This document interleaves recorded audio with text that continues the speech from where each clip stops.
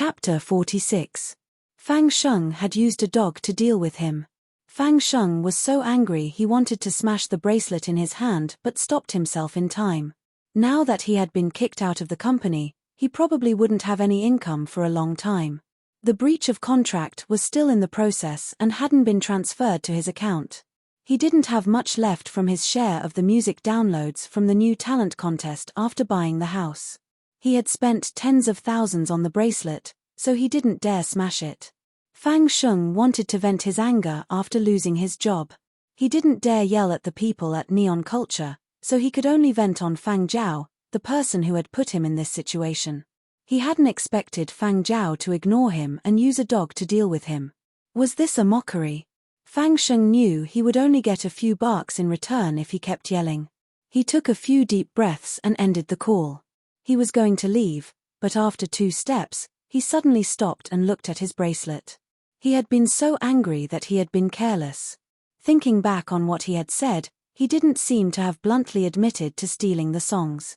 Even if Fang Zhao had recorded it, it probably wouldn't be enough evidence. The law couldn't convict him of theft. Luckily, he had stopped in time. If he had lost his mind over the barking and accidentally told Fang Zhao about the song theft, he would have been done for. So that was what Fang Zhao had been planning. Trying to set me up. Fang Sheng stared at the end of the road, his eyes flashing. Fang Sheng had been overthinking things. Fang Zhao knew he wouldn't reveal the song theft so easily. Given Fang Sheng's personality, if he could steal 3 songs without the original owner noticing and leave no evidence, he wouldn't be so easily goaded into spilling the beans. There were always people who thought it was only right to be nice to you. If you fell out with them one day, they wouldn't think they were in the wrong and might even act more aggrieved than the victim. Greed blinds the human heart. Fang Zhao had encountered and heard this kind of thing too many times during the end of days. Fang Sheng viewed everything from the perspective of profit. If this had been the end of days, Fang Zhao would have sent him a bullet, but in the new era, there were laws. Fang Zhao didn't want to challenge the laws of the new era because of Fang Sheng and waste his hard-earned chance at a rebirth. Well done. Fang Zhao picked up the bracelet, stroked Curly Hair's head, and placed a handful of dog food on his plate. Fang Zhao walked out of the lobby on the 50th floor only after he saw the installer finish installing all the equipment in the gaming room. Because it was the holiday period, there was no one else in the hall. Zheng Huang and WNU were living their lives alone and would not come to the company during the holiday period. Pang Pusong accompanied his family on vacation, and Song Miao was not in the company. Only Zhu Wen and a few others stayed in the studio, playing games every day. If he had nothing else to do other than playing games, he might as well stay in the company. He didn't have to pay for utilities, and the food in the company's cafeteria wasn't that bad either. It was even cheaper. When Fang Zhao arrived, the few of them had just finished their game and were discussing something. In fact, people from Neon Culture had contacted Zhu Wen and the others as well, but it wasn't their agent who contacted them. Instead, it was a few of Neon Culture's technical staff who knew Zhu Wen and the others. They tried to poach them, but Zhu Wen and the others declined. Reason? Leaving aside the Polar Light Project's strong development potential, it wasn't easy to find a boss who was addicted to games.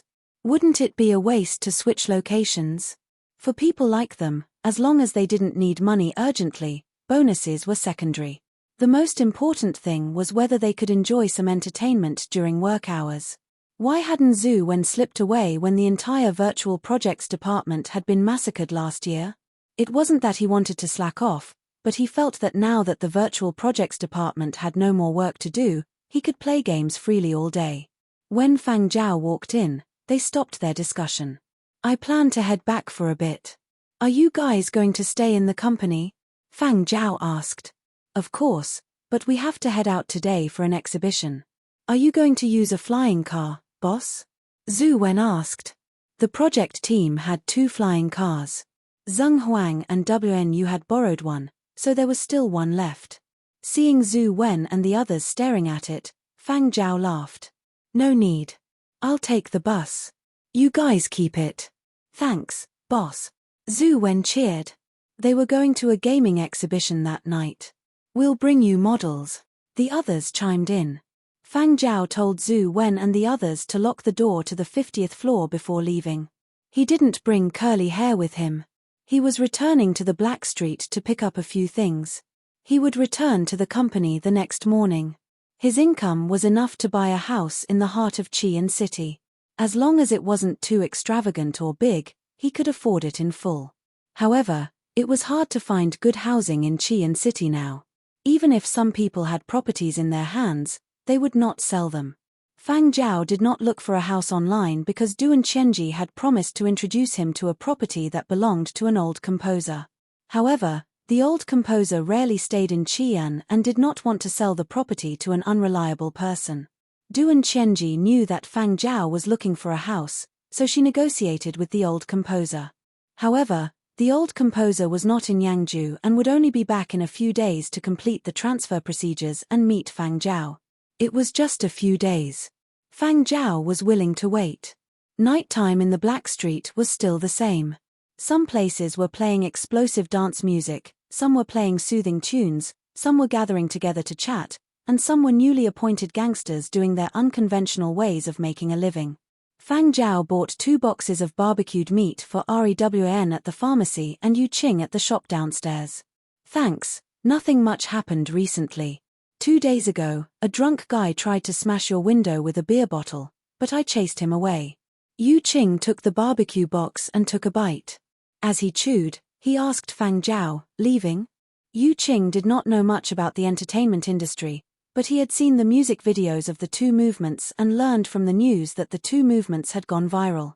Regardless of whether Fang Zhao was the composer of the 2 movements, just looking at the title at the back was enough to tell that Fang Zhao had received a lot of benefits.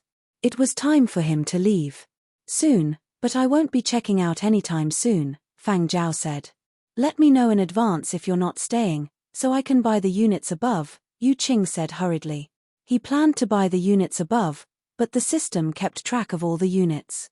If Fang Zhao checked out and someone else rented them, Yu Qing wouldn't be able to buy them. Are you planning to expand? Fang Zhao asked with a smile. It's about time. I've already told you about the 2 units above. I should be able to get them next year. I've been preparing for a long time. Yu Qing was in a good mood now that he had saved up enough money and could continue with his expansion plans. They couldn't compare to Fang Zhao, who could make millions with a single song, but they had their own lives. Yu Qing was quite satisfied with his current lifestyle. All right, got it. I'll let you know before I check out. There were too many people in the shop, so Fang Zhao didn't want to disturb Yu Qing. He left the shop and went upstairs. But as soon as he went upstairs, Fang Zhao sensed something was wrong. He looked up and saw someone standing at the door. Behind him, there was another person approaching. One in front, one behind. They had come prepared and were veterans. The lighting in the corridor was a little dim. To save electricity, the lights in public areas were either broken or very dim.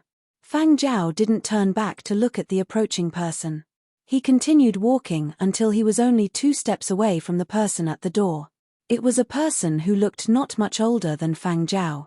Most of his hair was shaved to a buzz cut, leaving only a strand in the middle, like a rooster's comb, except that half of it was dyed red and the other half blue. There was a ferocious beast tattoo on the right side of his face. Fang Zhao remembered that Yu Qing had said that on black streets, people with beast tattoos on the right side of their faces were mostly hired to work. They weren't like the new gangsters who went around stealing and robbing. That meant that someone had paid them to come here. When the other party's gaze swept over Fang Zhao's bracelet, Fang Zhao could roughly guess who was looking for them. Fang Zhao. The person standing at the door scanned Fang Zhao like he was inspecting goods. His teeth were dyed green, and the beast tattoo on his face looked even more ferocious. Someone had been heading downstairs, but when they realized the situation, they hurriedly turned around and left. They didn't even dare let out a fart. Bang! The electric current on the electric baton in the hands of the person standing at the door was very clear in the corridor. He took a step closer to Fang Zhao. Don't be afraid.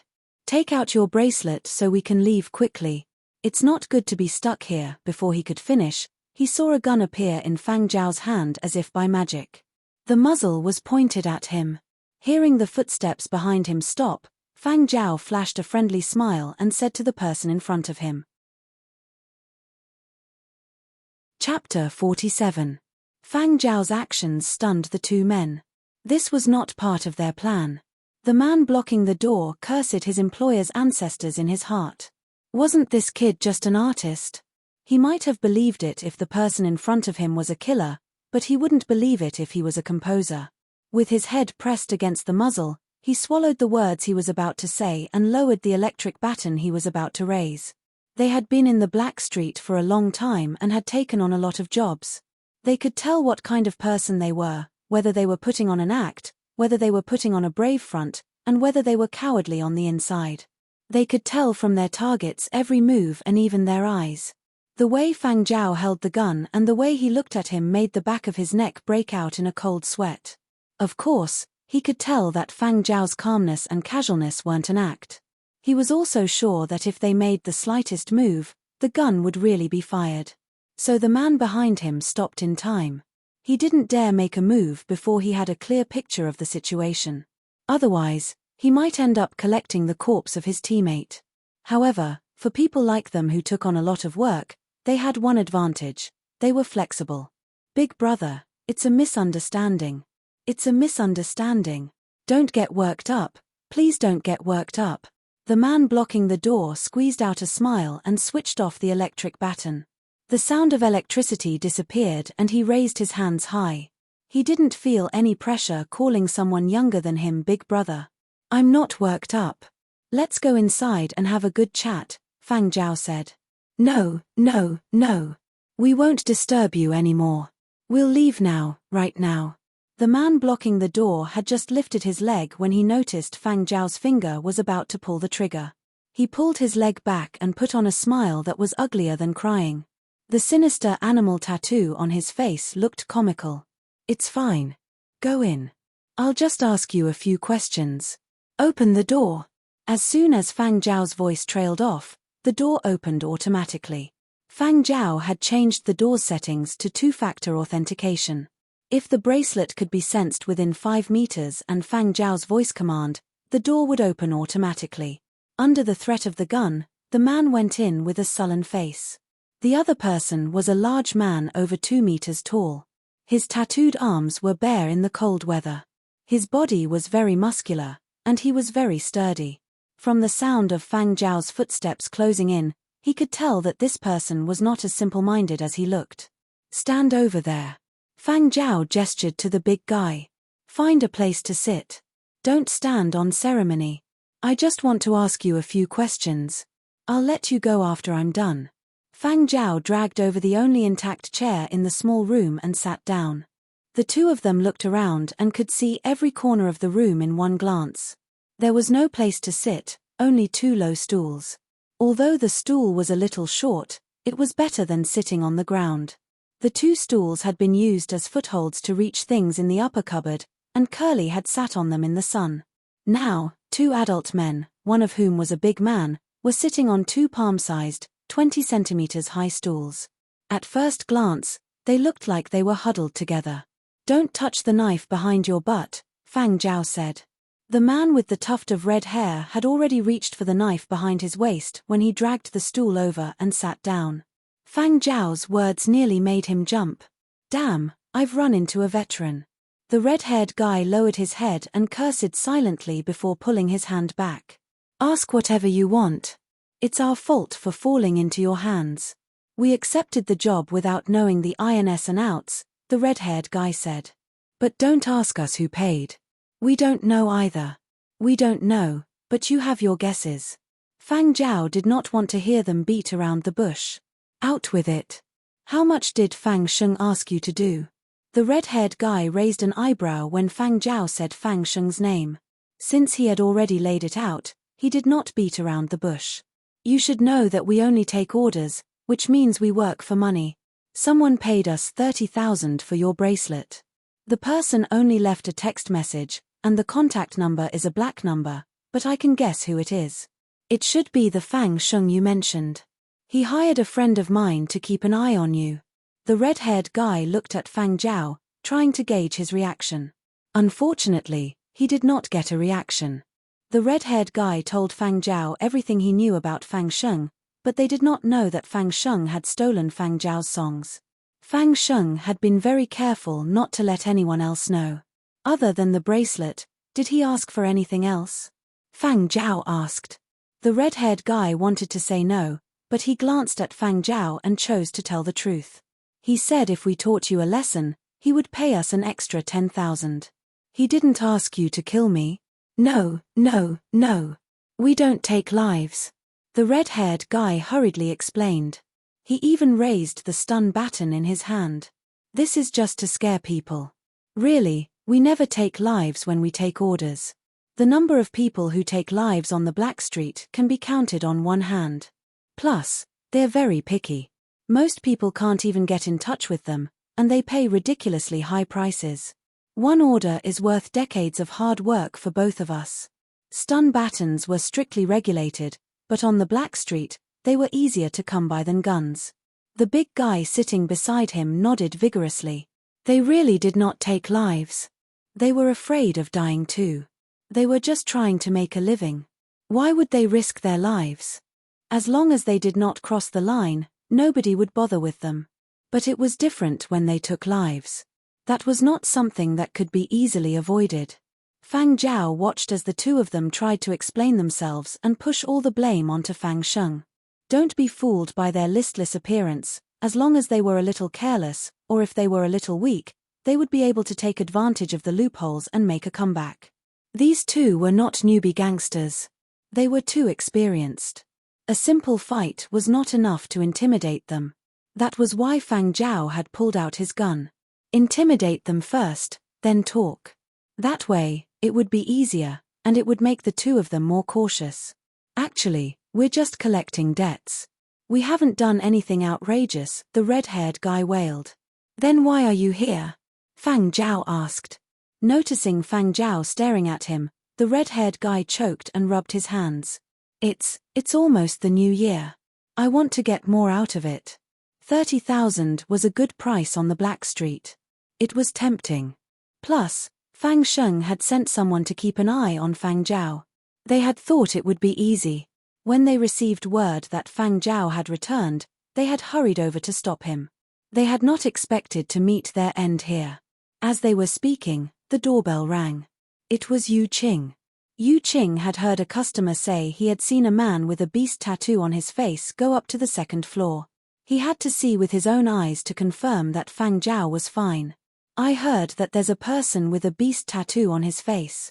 Yu Qing had just started speaking when he saw two people squatting. No, they were sitting inside. Yes, two men with beast tattoos on their faces. Who are they? Yu Qing pointed at the two men in the room. Dropping by for tea, Fang Zhao said. The two men sitting on the stools cooperatively picked up the cold, disposable cup of tap water in front of them. As people who had grown up on the Black Street, they knew Yu Qing. That was why they had avoided Yu Qing's shop and taken a detour. Who would have thought they would bump into each other again? Were Fang Zhao and Yu Qing that close? The red-haired guy's eyelids drooped to hide the haze in his eyes. One Fang Zhao was enough of a headache. Even if they managed to snatch Fang Zhao's bracelet, would Yu Qing avenge them? They didn't have enough information on the target. If they had known this earlier, they wouldn't have accepted this mission. Fang Sheng had tricked them, but when he lifted his head, the red-haired guy flashed what he thought was an honest smile and a mouthful of neon green teeth. Yu Qing carefully sized up the two men.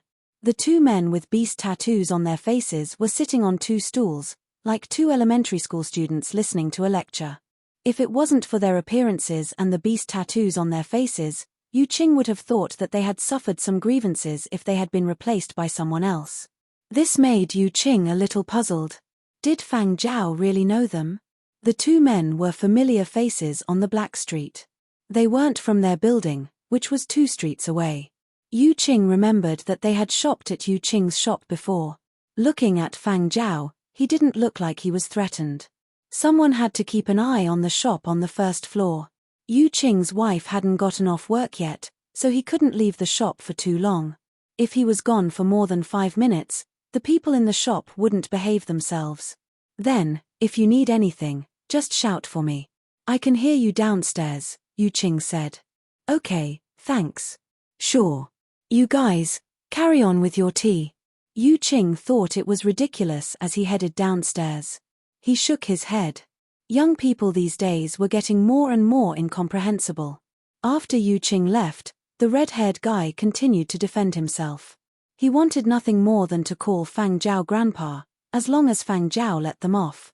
Fang Zhao listened in silence, then said, I remember there's a popular saying on the Black Street, no grudges last overnight. In the Black Street, this didn't mean that a grudge would be forgiven overnight. It meant that today's grudges would be avenged today. The red-haired guy reacted quickly and said, we really want to talk to Fang Sheng, but we don't have his address. Chapter 48. After Fang Zhao had received his first payment, he had gotten someone to keep an eye on Fang Sheng. He knew that Fang Sheng no longer lived in the company dormitory when he was rich and often went out at night. Fang Zhao gave the two an address and let them go. He believed that Fang Sheng's place would be very lively that night. After the two men left, Fang Zhao remained seated in the same chair. He did not get up. He sat there quietly for a while, his fingers caressing his gun.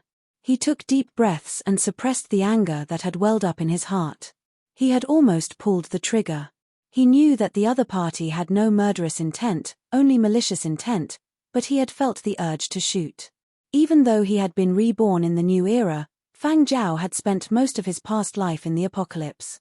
He could not adjust to his new surroundings in such a short time. On the surface, Fang Zhao was no different from other people. He had integrated well in the new era, but Fang Zhao knew that he was just suppressing the anger in his heart, the anger that had accumulated during the apocalypse for almost 100 years. The two men had probably sensed it, which was why they had been so obedient. Fang Zhao did not know how much longer he could suppress the anger in his heart. Would it dissipate over time, or would it continue to accumulate like it had during the apocalypse? All he could do was continue to suppress it and try not to make a move. The last time he was robbed at the street corner, he almost couldn't control himself and shot the robber after he snatched the robber's gun. The gunshot Yu Qing had heard had been fired by him. The bullet had hit the ground right next to the thug's head. Ever since then, Fang Zhao had sensed that the murderous aura in his heart had followed him. The new era was a world governed by laws. Even black streets did not dare go overboard. Fang Zhao did not want to break the rules. All he could do was wait for an opportunity to slowly unleash his anger. Why did Fang Zhao look forward to installing gaming equipment in his office building? Because games in the new era were connected to one's thoughts and feelings. If he could not vent his anger in real life, Fang Zhao would try it in a game. While Fang Zhao was thinking about when he could vent his frustrations by playing games, Fang Sheng, who was waiting for news at home, was beaten to a pulp and forced to transfer $500,000 to the other party as compensation. Neon Culture had just transferred $1.5 million to Fang Sheng when he was robbed of $500,000. Fang Sheng was glad he'd been cautious and saved the $1.5 million in 3 bank accounts. Otherwise, he might not even have kept a cent of the $1.5 million. Fang Sheng had been beaten up and robbed, but he didn't dare make it public. It wouldn't do him any good to investigate further. But Fang Sheng didn't understand. How did those two know his address? Wasn't he going to ask Fang Zhao for his bracelet? Why did he come to beat him again? Fang Sheng still remembered them baring their neon green teeth and saying that he had tricked them. How had he tricked them? Fang Sheng stayed in the hospital for 5 days, and that was when medical technology in the new era was much more advanced than it had been before the apocalypse. Had it been before the apocalypse, he would have been hospitalized for at least a month. Indeed, the two men had beaten Fang Zhao up. They were cowards before Fang Zhao, but that was because their well-honed instincts told them that Fang Zhao was not a good target. If they really wanted to go up against him, they would have to put their lives on the line. But they were only here to earn their living expenses. They had no intention of putting their lives on the line, so they chose to be cowards. Love go little say net wk, but when it came to Fang Sheng, they reverted to their original selves.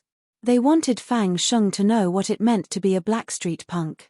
Fang Zhao read the message he'd received. Fang Sheng had moved to another place after being discharged from the hospital, probably because he knew his old place was no longer safe and he was wary of the two professional debt collectors. Fang Zhao left a message for the men he'd hired and headed to a residential building near Qian City's 3rd Ring Road. The Black Street was outside Qian City's 6th Ring Road. The 3rd Ring Road was closer to the center, but there weren't many commercial buildings. Most of them were residential. Fang Zhao received a message from Duan Chenji. The old man who was selling his house had returned and wanted to meet Fang Zhao to discuss the sale. Fang Zhao followed the address and found his destination. The building had 120 floors and was more than 600 meters tall. The building narrowed from bottom to top. The ground floor was a few thousand square meters, but the top floor was only about 200 square meters. And the address that Fang Zhao had received was the top floor. The owner of the top floor apartment was an old man over 160 years old. He was older than Fang Zhao had been in his previous life. He was a composer. Many music-related higher education schools and books on composition had been co-written by him. Fang Zhao could recall quite a few of them from his memory. Xue Jing was a name many people in the music industry had heard of. Xue Jing's assistant was already waiting for Fang Zhao when he arrived. "Please come in. Teacher Xue is inside." The assistant led Fang Zhao to a room but did not enter. Without Xue Jing's permission, no one was allowed to enter the room.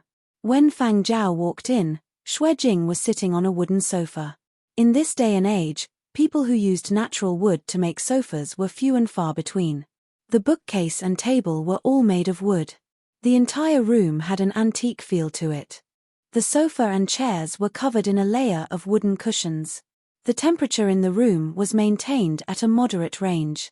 "Hello, Teacher Xue." Fang Zhao was old and had been teaching for a long time. It was only right for Fang Zhao to call him teacher.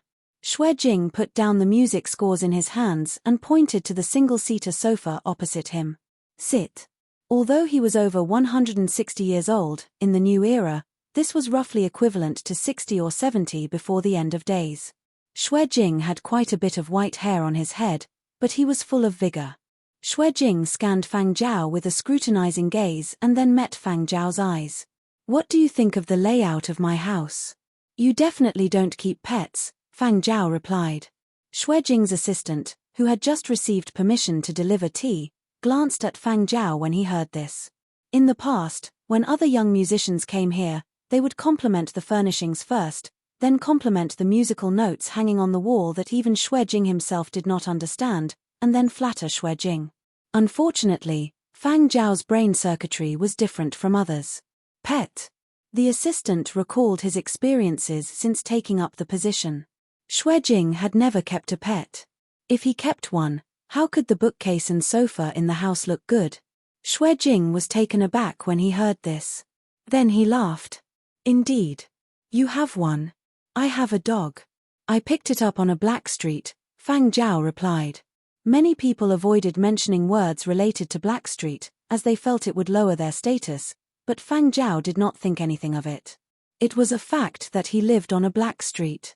There was no need to lie, and he could not lie. Presumably, Xue Jing had already understood everything from Duan Chenji. Xue Jing sighed. "That's a pity. I had intended to leave all this for you." These pieces of furniture had been handmade by a skilled craftsman. They had not been automated. The same piece of music produced by different composers will have different styles. "It's not a pity," Fang Zhao said. "Indeed." Xue Jing chuckled, his face revealing a few deep wrinkles. He lamented, "Nowadays, very few young people can settle down and compose. If Chenji had not assured me that you were the only composer of those two movements, it would have been hard to imagine that the composer was so young. But after seeing you, I suddenly had no doubts." Xue Jing could not explain why, but when he saw Fang Zhao, he felt that this person could indeed compose those two movements. "Age is not the deciding factor in the quality of music," Fang Zhao said. Chapter 49. Xue Jing sold the house based on affinity. Affinity was a very elusive thing. It was hard to tell what it was, but Xue Jing felt that if he sold the house to Fang Zhao, He would not be angry even if Fang Zhao completely changed the shape of the place. Just as Fang Zhao had said, different people would have different styles when they changed the same piece. There was no need to accommodate. The buyer was not an official looking after the house. Property prices in Xi'an were on the high side, especially in this area. Most of the buildings above 100 floors were 100,000 per square meter. Xuejing's house was the only one on the top floor. The total area was more than 200 square meters, but Xuejing only lived in half. The other half was a garden with a parking lot. Xuejing sold the house to Fang Zhao for 10 million. Compared to other houses in this area, it was considered cheap. Based on market value, it would not be less than 20 million. The housing in this area was slightly more expensive, and the most important factor was that the security and patrols made people feel at ease. Quite a number of Yangzhou celebrities had residences in this area to avoid harassment from the media. When Xuejing had bought the house in this area, he had only wanted peace and quiet. Although he was not a celebrity, he had a lot of influence in the industry. Many people wanted to get in touch with Xuejing, hoping he could recommend them a shortcut. Xuejing had moved here because of the hassle. Actually, I wanted to talk to you personally. Besides the house, there is something else. Of course, it is up to you whether you agree or not. No pressure, Xuejing said. When Xuejing quoted the price, Fang Zhao had guessed that Xuejing might have other matters, but Xuejing had already taken care of the house. As long as it was not too difficult, Fang Zhao would agree. Please speak, Fang Zhao said. As you know, I have stopped teaching these past few years. I have been writing textbooks. Xuejing looked at Fang Zhao. And I am writing a book on symphonic music. I would like to use your movement as an example. Xuejing was currently writing a textbook on the analysis and creation guidance of symphonic structures. In fact, this genre had always been very unpopular. Many students in music academies did not like to major in symphonic styles. Even though symphonic styles were of high quality in the music industry, they were not very popular. However, Xuejing was not aiming for commercial benefits. The old people in the industry did not like to work on this kind of thing, but this kind of thing had to be passed down. Xuejing did not want to be like those who wrote the teaching materials in the past, who would just cut and edit and modify. Xuejing wanted to combine contemporary examples to analyze it. During this process, they naturally needed Fang Zhao to talk about his creative philosophy and sources of inspiration, as well as some memorable highlights during the creative process. To put it bluntly, they hoped that Fang Zhao could impart some of his experience so that more people could come into contact with this style of music. This was a public method of imparting experience. Of course, how much was up to Fang Zhao? You should know that this kind of sales method, which is different from copyrighted music, doesn't make much money. Xuejing said all this bluntly. Fang Zhao's appearance gave Xuejing hope. The 100-year period of Destruction series was probably the most memorable symphonic composition in the past century. Most importantly, this series did not stand at the top and presented itself in a proud and aloof manner. Instead, it was presented in a more general way, and as a result, it received the attention of the masses. Many young people did not like to share their experiences with others. Xuejing thought that Fang Zhao would choose to think about it before replying. Unexpectedly, after listening to Xuejing's words, Fang Zhao quickly agreed. Sure. Fang Zhao was not really a young person. He was willing to share his experiences with more people. He wanted to pass on the insights he had gained during the end of days to more people. A human's lifespan was limited, but experience and knowledge were limitless. Xuejing was very happy. Good. Good. I'll put your name on the textbook I'm writing as a member of the editing team. In the new era, whether it was a textbook or an electronic textbook, the author would be clearly indicated. And according to the rules of higher education textbooks, the editor, deputy editor, and other important contributors would be indicated. Actually, if one did not take up a lot of space on the teaching materials and the content was not important, then one did not have the qualifications to be included. According to Xuejing, the amount of creative experience that Fang Zhao would talk about would definitely not be much, but since Fang Zhao was willing to talk and share, this kind of spirit was worth advocating, and Xuejing was willing to put Fang Zhao's name on it. I will get my assistant to explain in detail the parts of the compilation that require your participation. But before that, you can sort out what you want to say. As for the apartment, I will get someone to pack it up as soon as possible.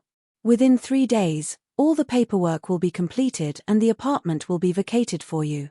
There's no rush. If you can't pay it all at once, you can pay it over a few years. There's no rush. No need. I can transfer the full amount now, Fang Zhao said. After discussing everything, Fang Zhao left the building. Xue Jing arranged for a car to take Fang Zhao to the office. On the way, Fang Zhao received a message from Duan Qianzhi's assistant, Zhu Zhen. Fang Zhao, someone in Leiju wants to reserve the third movement as a soundtrack for a movie. It's not a buyout, just a soundtrack. The deadline is 30 days. That meant the third movement would not appear in Leiju in any other way within the 30 days of the movie's release.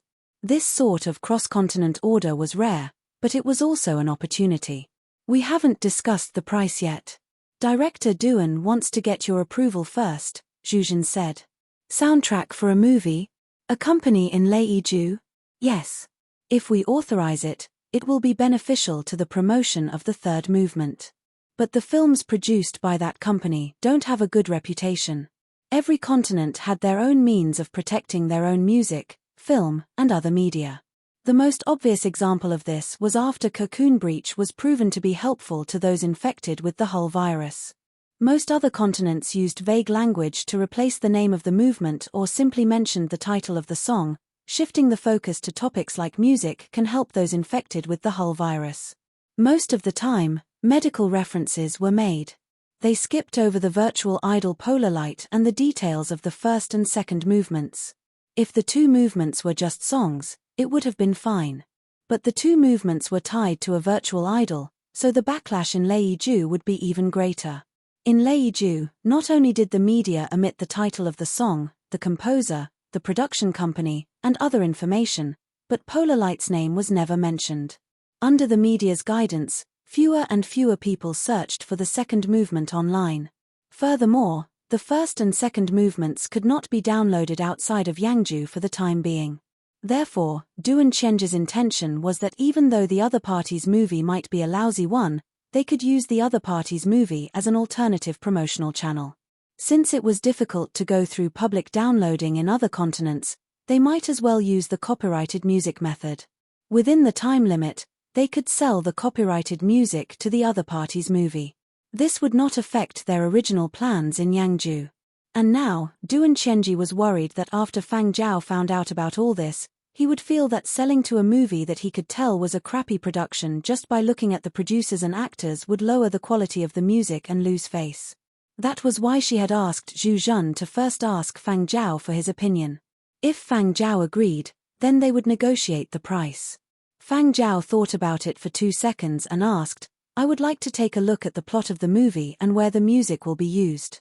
I'm not sure about that. I'll get back to you after I ask." Half an hour later, Zhu Zhen sent Fang Zhao an encrypted document that outlined the general plot of the movie and where the third movement might be used. The document also listed the production company and investors of the movie, as well as a few important actors. Over in Yangzhou, people who were not in the entertainment industry would not understand. But over in Leiju, as long as they saw the production company and investors, they would know that the movie was a ploy to promote someone. But what was interesting was that, even though the plot was cliché and the actors acted like crap, the box office earnings were not low. Netizens cursed as they watched. They clearly knew that everything was toxic, but they still wanted to give it a try. Perhaps they had long since seen this as a way to vent their frustrations. Fang Zhao spent the entire afternoon watching the movie related to the production company and investors.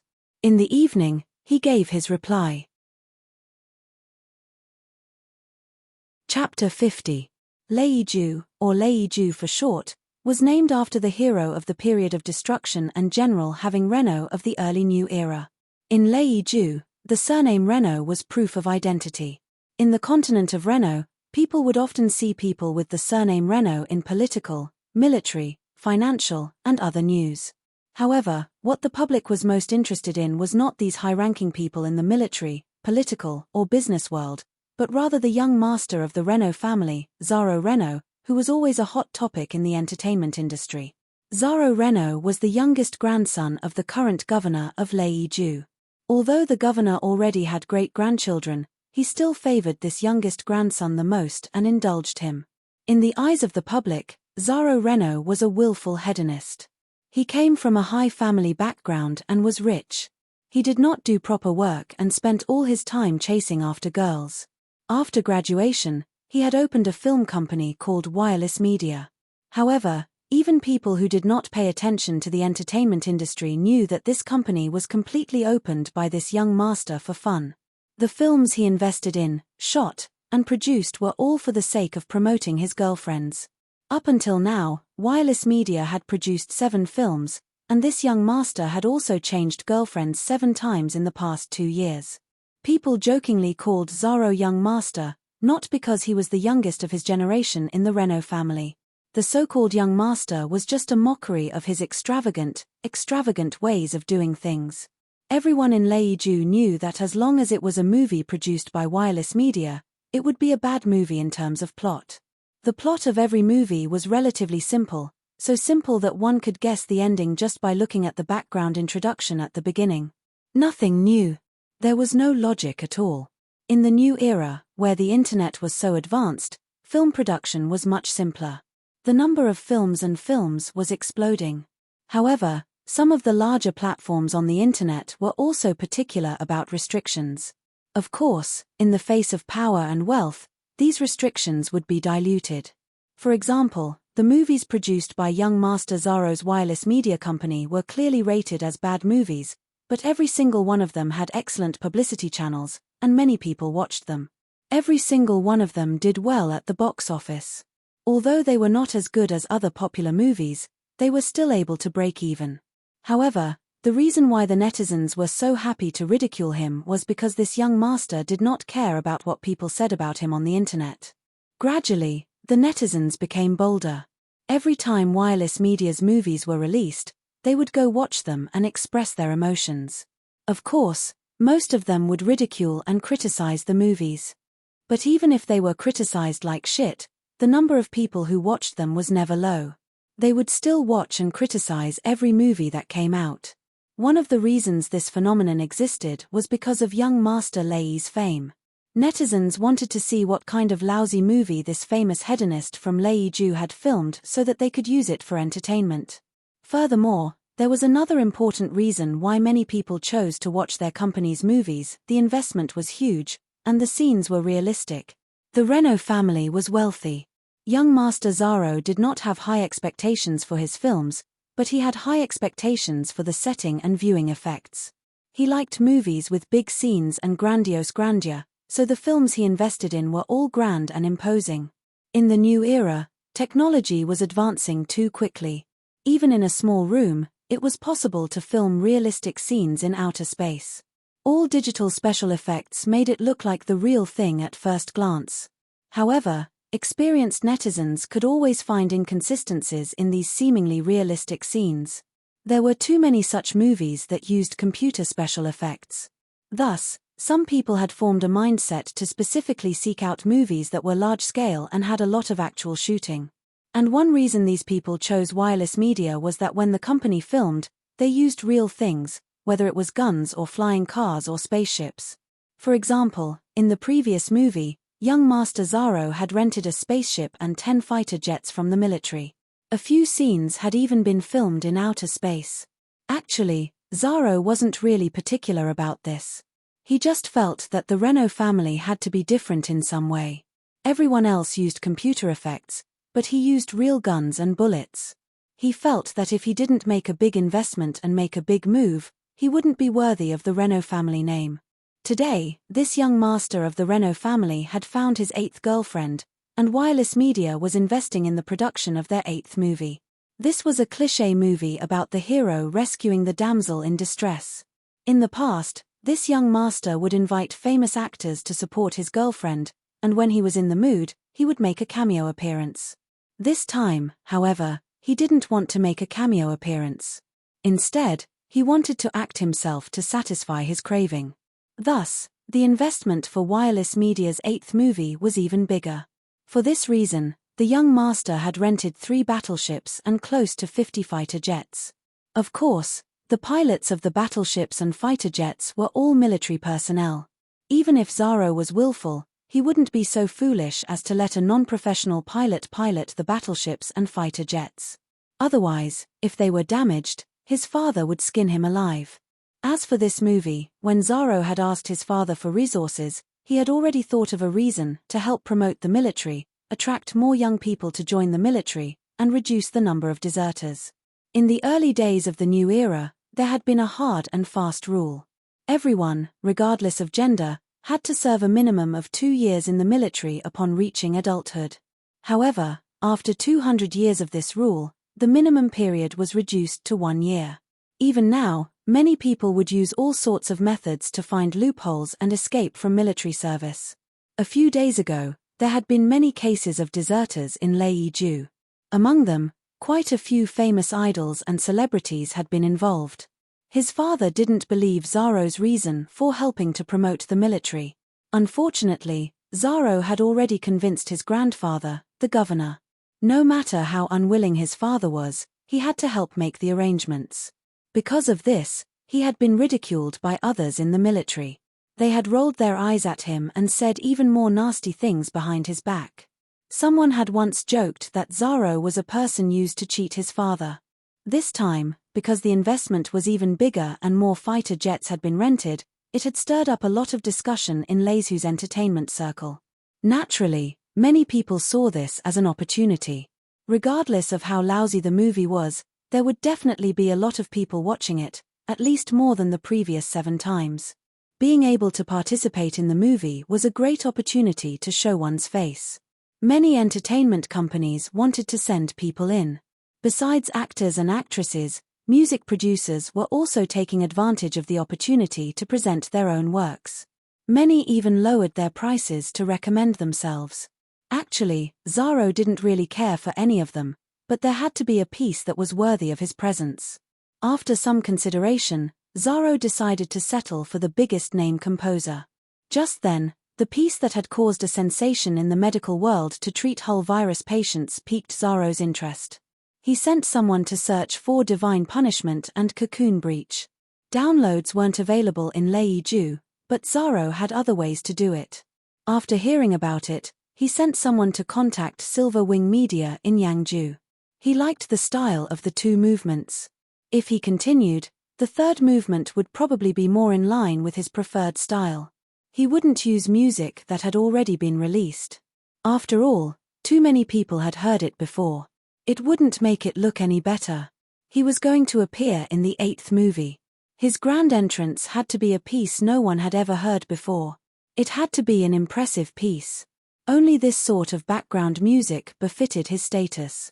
Most big-budget movies would hire professionals to create a special soundtrack based on the plot and setting of the movie. This was the so-called customization privilege. That was why Zorro wanted to get in touch with Silver Wing and ask the composer of the 2 movements to compose a soundtrack.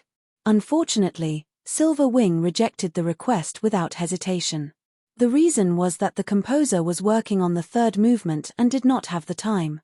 Zorro wasn't happy, but Silver Wing's rejection was straightforward. There was nothing he could do. Zorro could rely on his family background to do as he pleased in Leiju, but Yangju wouldn't give him face so easily. After some hesitation, Zorro asked Silver Wing when they would be releasing the 3rd movement. They estimated it to be in January next year. That would be the time when their 8th movie would be out. Zorro decided to book the 3rd movement immediately. Zorro's original intention was to buy the entire 3rd movement. When the time came, the 3rd movement wouldn't be released online in Yangju. For this, they could pay more. However, Silver Wing rejected the offer bluntly. Not selling. Zorro was so angry that he cursed the entire day at the office. He couldn't buy the 3rd movement no matter how much money he offered. His assistants and agent tried to persuade him to give up. There are many composers in Leiju who create this type of music. If you don't like one, listen to a few more and you'll find someone you like, Zorro's agent said earnestly. For this movie, The budget had already been exceeded by a lot. It was just a soundtrack. There were so many custom soundtrack studios in Leiju. Any reputable one would do. It was a lousy movie anyway. Zaro just needed to have fun acting in the movie. What was the point of being so particular? Zaro's agent was also depressed. Zaro's investment in so many movies with no substance, and no reputation had already been met with opposition from the rest of the Renault family. He had already been summoned by a few Renaults to advise Zaro to restrain himself and stop dragging the family down. Unfortunately, Zaro's words carried little weight. Young Master Zaro didn't listen to him. As for the soundtrack, Zaro persisted. Wireless Media negotiated with Silver Wing many times and finally came to an agreement. The soundtrack would still be used, but they would only buy exclusive rights for a month. During this month, the third movement would be released as planned in Yangju. In Leiju, however, the release would be delayed for a month until Wireless Media's 8th movie stopped screening. In addition, Silver Wing offered 10 million. Zaro agreed. Zaro's agent wanted to hug the table and cry. Even in Leiju, when they had made a huge investment in an air combat movie, they had found a well-known music studio to customize the soundtrack for the movie, but it had only cost around 3 million. Plus, they had bought out the rights. They had the entire rights to the soundtrack, which meant that if they used it in the movie, they could continue to use it in other movies without having to pay any additional fees. But now, they had gotten a price of 10 million from Silver Wing Media in Yangju, and it was only for a short month of exclusive rights. Where did Silver Wing get the confidence to make such an offer? And Zaro had agreed. What was going on in his head? Did money fly in by itself? They really didn't know how tight finances were. Young Master, should we reconsider? Zaro's agent continued to persuade. No need. Let's do it this way.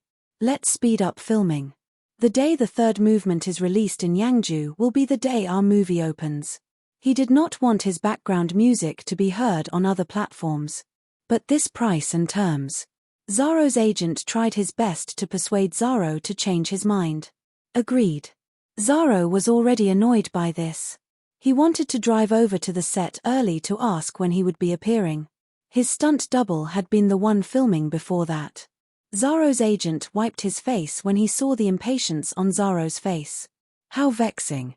Spending so much money on a song with a deadline was insane. If anyone in the industry found out, they would laugh their heads off. They could not afford to cut anything else. He knew that this young master had high expectations for production. Now, not only could they not cut back on the music, they had to increase the budget. What a stubborn fellow.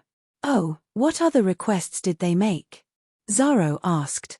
Silver Wing said that the composer of the third movement requested that if we wanted to use the third movement's soundtrack, it had to be used in that scene in the movie and not anywhere else, Zaro's assistant reminded him. Zaro looked at the scene his assistant had arranged and was amused. Isn't this the scene we planned from the start? This is where I make my grand entrance. Yes. That's why Wireless Media agreed, the assistant replied cautiously. It was just a scene, and it wasn't even the complete song, yet Silver Wing had offered 10 million. Only an idiot like Zaro would agree to that. Zaro's agent thought to himself. 10 million. Did they really think they were buying gold? Seeing his agent's conflicted expression, Zaro laughed. Look at how stingy you are. It's not that I'm stingy, Senior Master. It's 10 million. If the soundtrack really doesn't suit your entrance, then change it to another song. Use the one you picked earlier as a backup. Then change it to another song.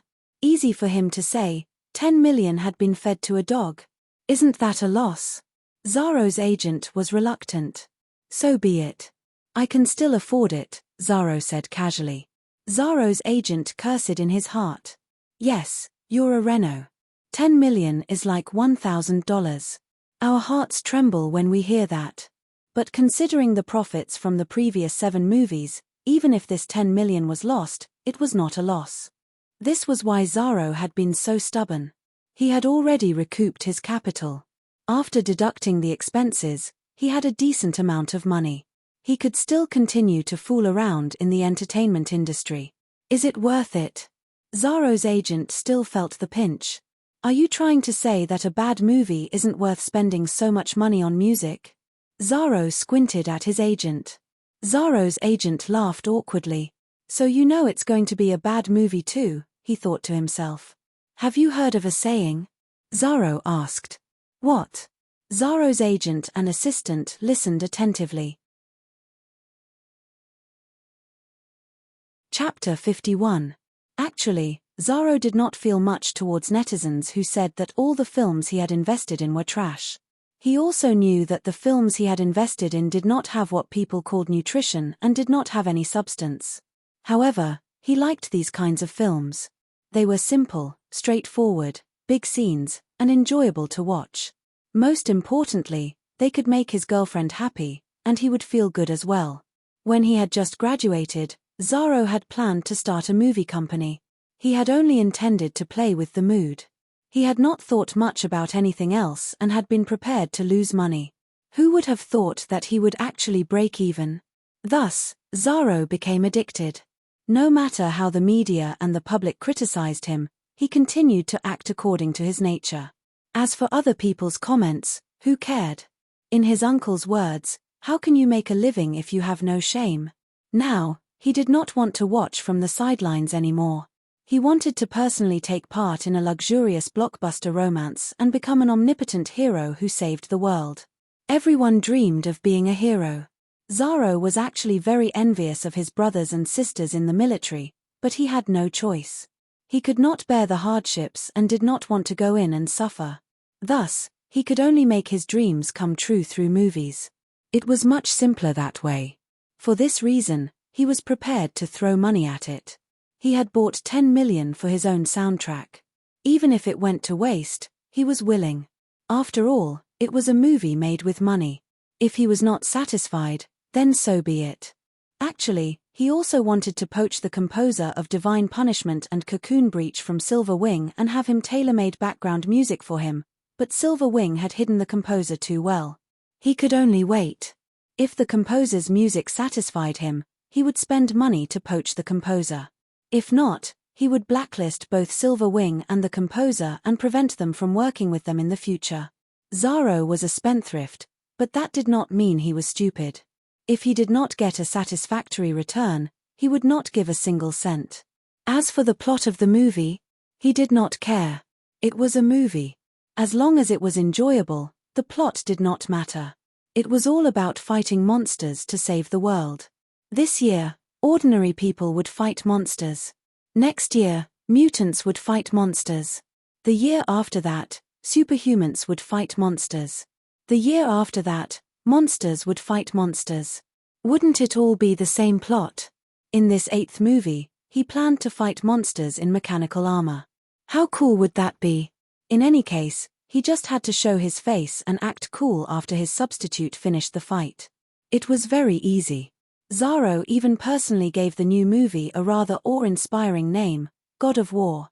Someone once sneered after hearing the title of the film, "Heh, how shameless. God of War. Does his great-grandfather know?" Zaro's great-grandfather, who was also the biological father of the current Leiju governor, had been part of Leizu's famous war god unit when he was young. His military exploits were illustrious, and he had once been the deputy commander of Leizu's military district. The old master was already very old, more than 190 years old. Long after his son had become Leizu's governor, the old master had completely stopped managing affairs. However, his influence was still there. Every year, some of his old subordinates would go to visit him. Every time Zaro mobilized military equipment for a movie, Zaro's father would be pushed around, but his position remained stable. It wasn't entirely because of the governor. The people in the military still respected the old master. As long as Zaro did not go overboard and was willing to fork out money, they would choose to turn a blind eye. However, Zaro did not feel that there was anything wrong with the title of God of War. He was going to play the lead role himself. If he did not give himself an awesome image, would it be a waste of his hard work? As he was thinking this, Zaro's agent left to answer a phone call and hurriedly came looking for him. "Senior Master, something has happened." Zaro's agent looked gloomy. "What is it now?" Zaro asked. King of Snipers has been brought forward to January 1st. Zaro's agent could not be blamed for his anxiousness. Previously, they had dared to release the movie in January because there had been no strong competition in January. All the movies were low budget. Given Zaro's ability to create buzz in the entertainment industry, they were not worried about ticket sales. After all, their goal was not high. Zaro himself was a walking billboard. Too many people had their eyes on him. Even in the other continents, there were topics about him. Leiju Young Master's new girlfriend exposed, uncover the young masters from all continents that you shouldn't provoke. This year's Mr. Celebrity of the 12 continents has been announced. Young Master Zaro has been Leiju's Mr. Celebrity. There were too many such news. Although Zaro had not sung or acted in the past and did not have any other outstanding talent, the constant talk about him made him a celebrity with a strong sense of presence in Leiju. This time, news of Zaro's participation in the movie had been in the entertainment industry news for a few days. It had garnered a lot of attention, so Zaro's agent was not worried that no one would buy it. This was the first time this senior master was starring in a movie. There were bound to be many curious people. They did not expect the movie to explode at the box office. They just wanted to break even. But now, King of Snipers, which had originally been scheduled to be released in February, had actually been brought forward by a month. Zaro's agent felt that this was to deal with Zaro. King of Snipers was produced by two big companies in Leiju and had several well-known stars in the cast. It was rumored that it was going to win all sorts of awards. Anticipation had been high. The kind of movie that took into account box office and awards had a deeper meaning in its content. It had more substance and more depth. There was content, strong actors, and a big investment. Even a layman would know that it would make money. The movie's reputation would not be bad. That was why when King of Snipers had been announced in February, they had rejoiced that they would not have to go up against this big monster. That was great. But now, King of Snipers had actually been brought forward. What were they to do? Fortunately, they had not set a release date for the movie. Previously, it had been announced that it would be released in January. Now that it had been moved to February, it was fine. All they had to do was come up with a few excuses. Zaro also received a call from his family. "Hello, Uncle. What's up?" "Zaro, did you hear about King of Snipers being brought forward? Push it back by a month." Before the person on the other end of the call, Zaro hung up. He sat in his chair in silence. In less than a minute, he received another call. Zaro looked at the caller ID and answered the call. "Hello, Aunt. Why are you calling me so urgently? If it's about the movie, don't talk about it." "Zaro, don't be stubborn." Zaro immediately disconnected the call and smashed the communicator. The assistant did not dare to breathe too loudly. She moved over to pick up the phone in case the young master wanted to use it again. Zaro was furious. Everyone was trying to persuade him to take a step back. But did they think he was stupid? Without the consent of the Renos, would the person behind King of Snipers dare to bring forward the release date? Zaro's guess was right. This had indeed been tacitly agreed upon by the rest of the Reno family. They wanted Reno to see reality clearly. His lucky success had actually been given to him by someone else. Right now, they wanted to poke a hole in his inflated heart, give him a blow, and temper his character. Zaro had attracted too much hatred. He had publicly scolded celebrities from several entertainment companies. Now, those companies had joined forces to smooth over the Renos and obtain permission to bring forward the movie's release date. The Reno family, including Zaro's father, had privately told these people that within a certain range, it would be enough to teach Zaro a small lesson. Fair competition was fine, but not too much.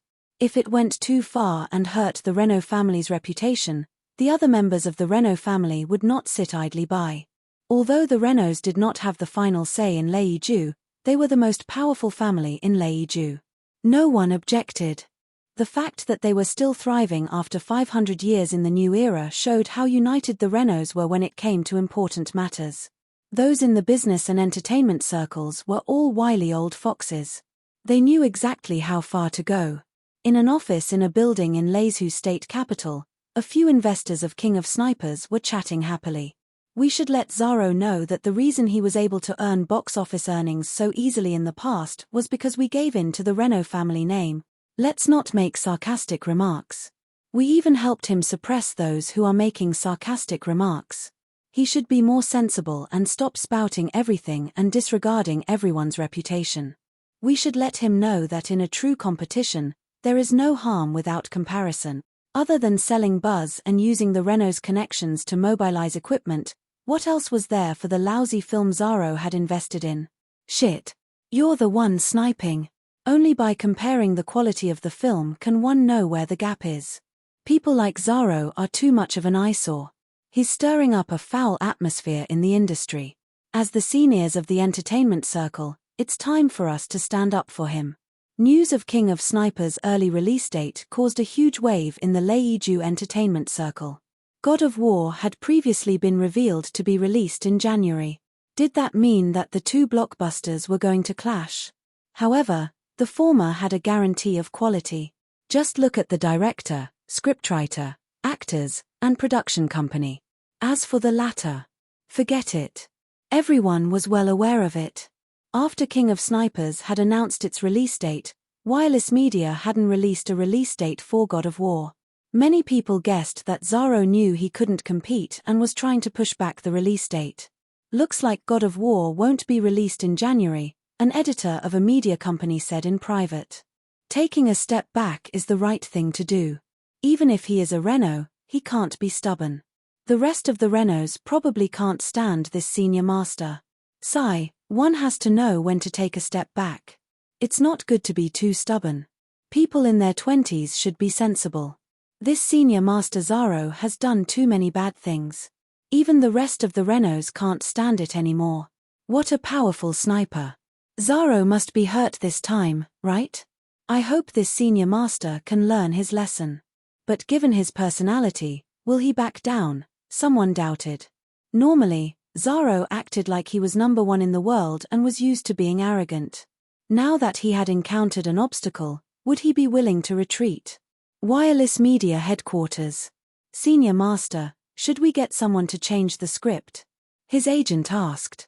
No way. Filming is almost done. What's the point of changing it? Zaro sneered. Beat me down? I won't back down. Ask Silver Wing when they can complete the third movement.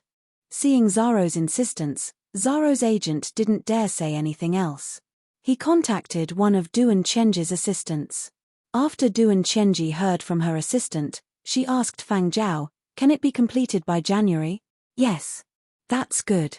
After ending the conversation, Duan Chenji instructed, according to the original plan, the third movement will be released on January 1st. Tell Leiju that the third movement will be sent to them by the end of December. Zaro's agent's face was ashen when he received the reply. He thought that Silver Wing's hopes of not completing the third movement by the end of the month had been dashed, but he didn't dare lie. He relayed Duan Chenji's words to Zaro. That's perfect. Set the release date for January 1st. Not a single step back. Zaro crossed his legs and shook them vigorously. Get the production team to speed up. I want it completed by the end of December. Make an announcement now. Set the release date for God of War on January 1st. I'm going to fight it out with them. Winning or losing didn't matter. He didn't care about the box office. He just stood his ground. Chapter 52. The movie Zaro had invested in was in the midst of intense production.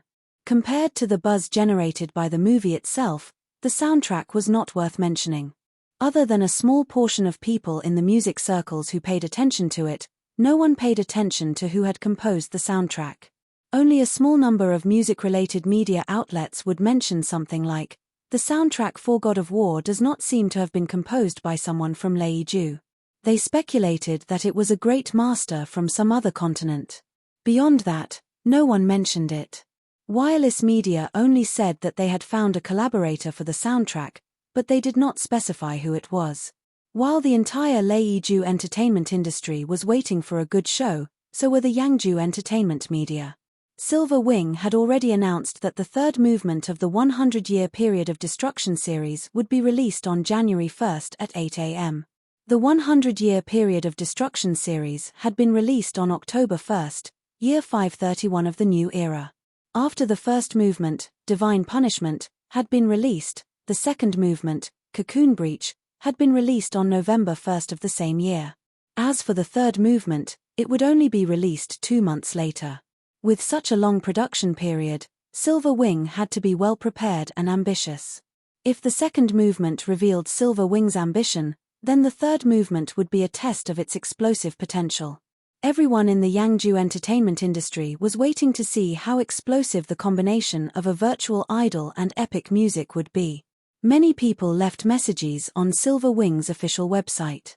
Some were fans of epic music, some were fans of gossip, and some were fans of virtual idol Polar Light. The latter group preferred music videos over music. What they cared about was whether or not Polar Light would star in a film or video, and whether or not Polar Light merchandise would be released. Silver Wing had people in charge of the message board and had specially added 2 people to handle the Polar Light message board. Their daily task was to manage this message area and select some targeted questions to reply to. But recently, Silver Wing's Polar Light message board staff had discovered that the message board had gained some unusual voices. When are they coming out? Exams are coming up. Hurry up. Hurry up. We still have to wait until January 1st. So late. Luckily, we can make it. The exams won't be over by then. Let's hope the third movement is even more explosive.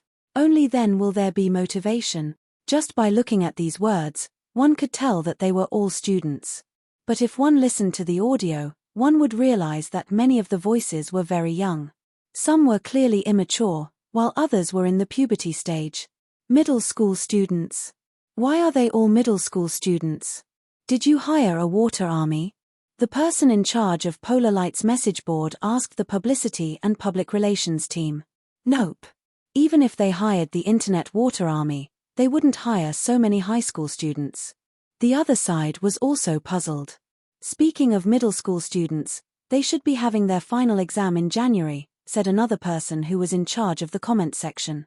At the mention of exams, they remembered that in November of this year, there had been a report about how the second movement seemed to be very popular among middle school students. When the second movement, Cocoon Breach, was released, it coincided with midterm exams for most secondary schools in Yangju. People had to find something to motivate themselves, so this group of secondary school students chose music that had a strong beat or that was more powerful and energizing. Cocoon Breach was the song they chose the most. The emotional struggle in the second movement, Cocoon Breach, was something that they were still young and lacked professional appreciation skills. They could not feel much of it, but it did not stop them from getting excited when they heard the explosive melody. It was a process of psychological suggestion. To put it bluntly, it was a process similar to brainwashing. When listening to it, people would forget about their laziness and fatigue, and their spirits would be lifted. During the midterm exams, they had used the second movement to brainwash themselves. After the exams, they stopped paying attention to it. There were too many things that could attract their attention. Even without music, they still had games and other forms of entertainment. Now, the end of the semester was approaching. Looking at the schedule, the final exam was approaching. This was even more important than the midterm exams.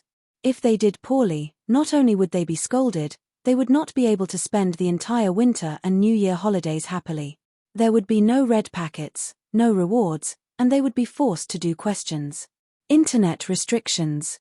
Who would be willing to do that? Clench their teeth and cram for a few days. There was no motivation to persevere.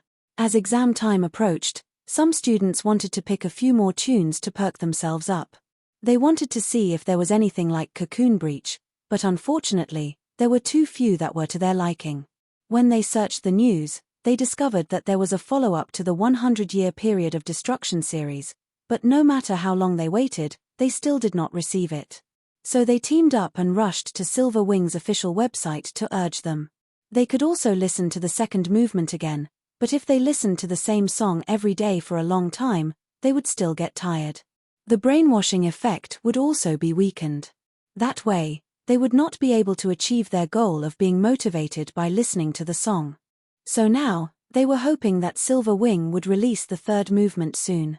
That way, they would have the brainwashing tune to deal with the final exam. This group of high school students had their sights set on the third movement.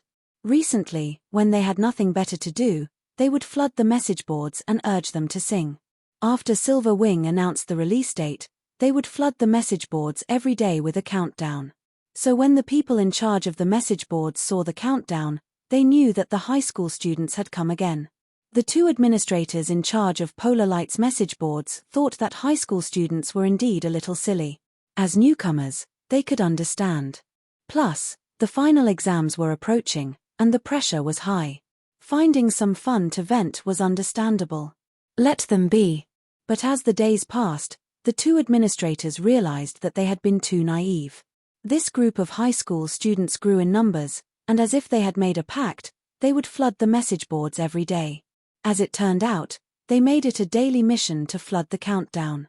At first, it was only a small number, but as more people joined in, it became frustrating.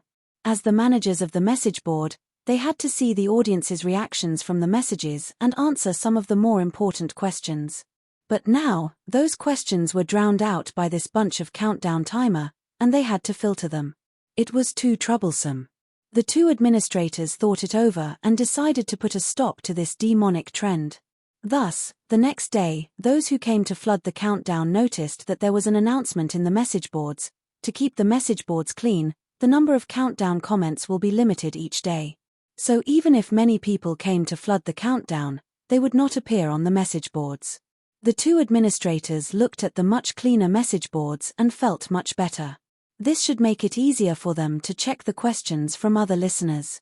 But within 2 days, the two administrators realized that this group of high school students was indeed no longer flooding the countdown individually.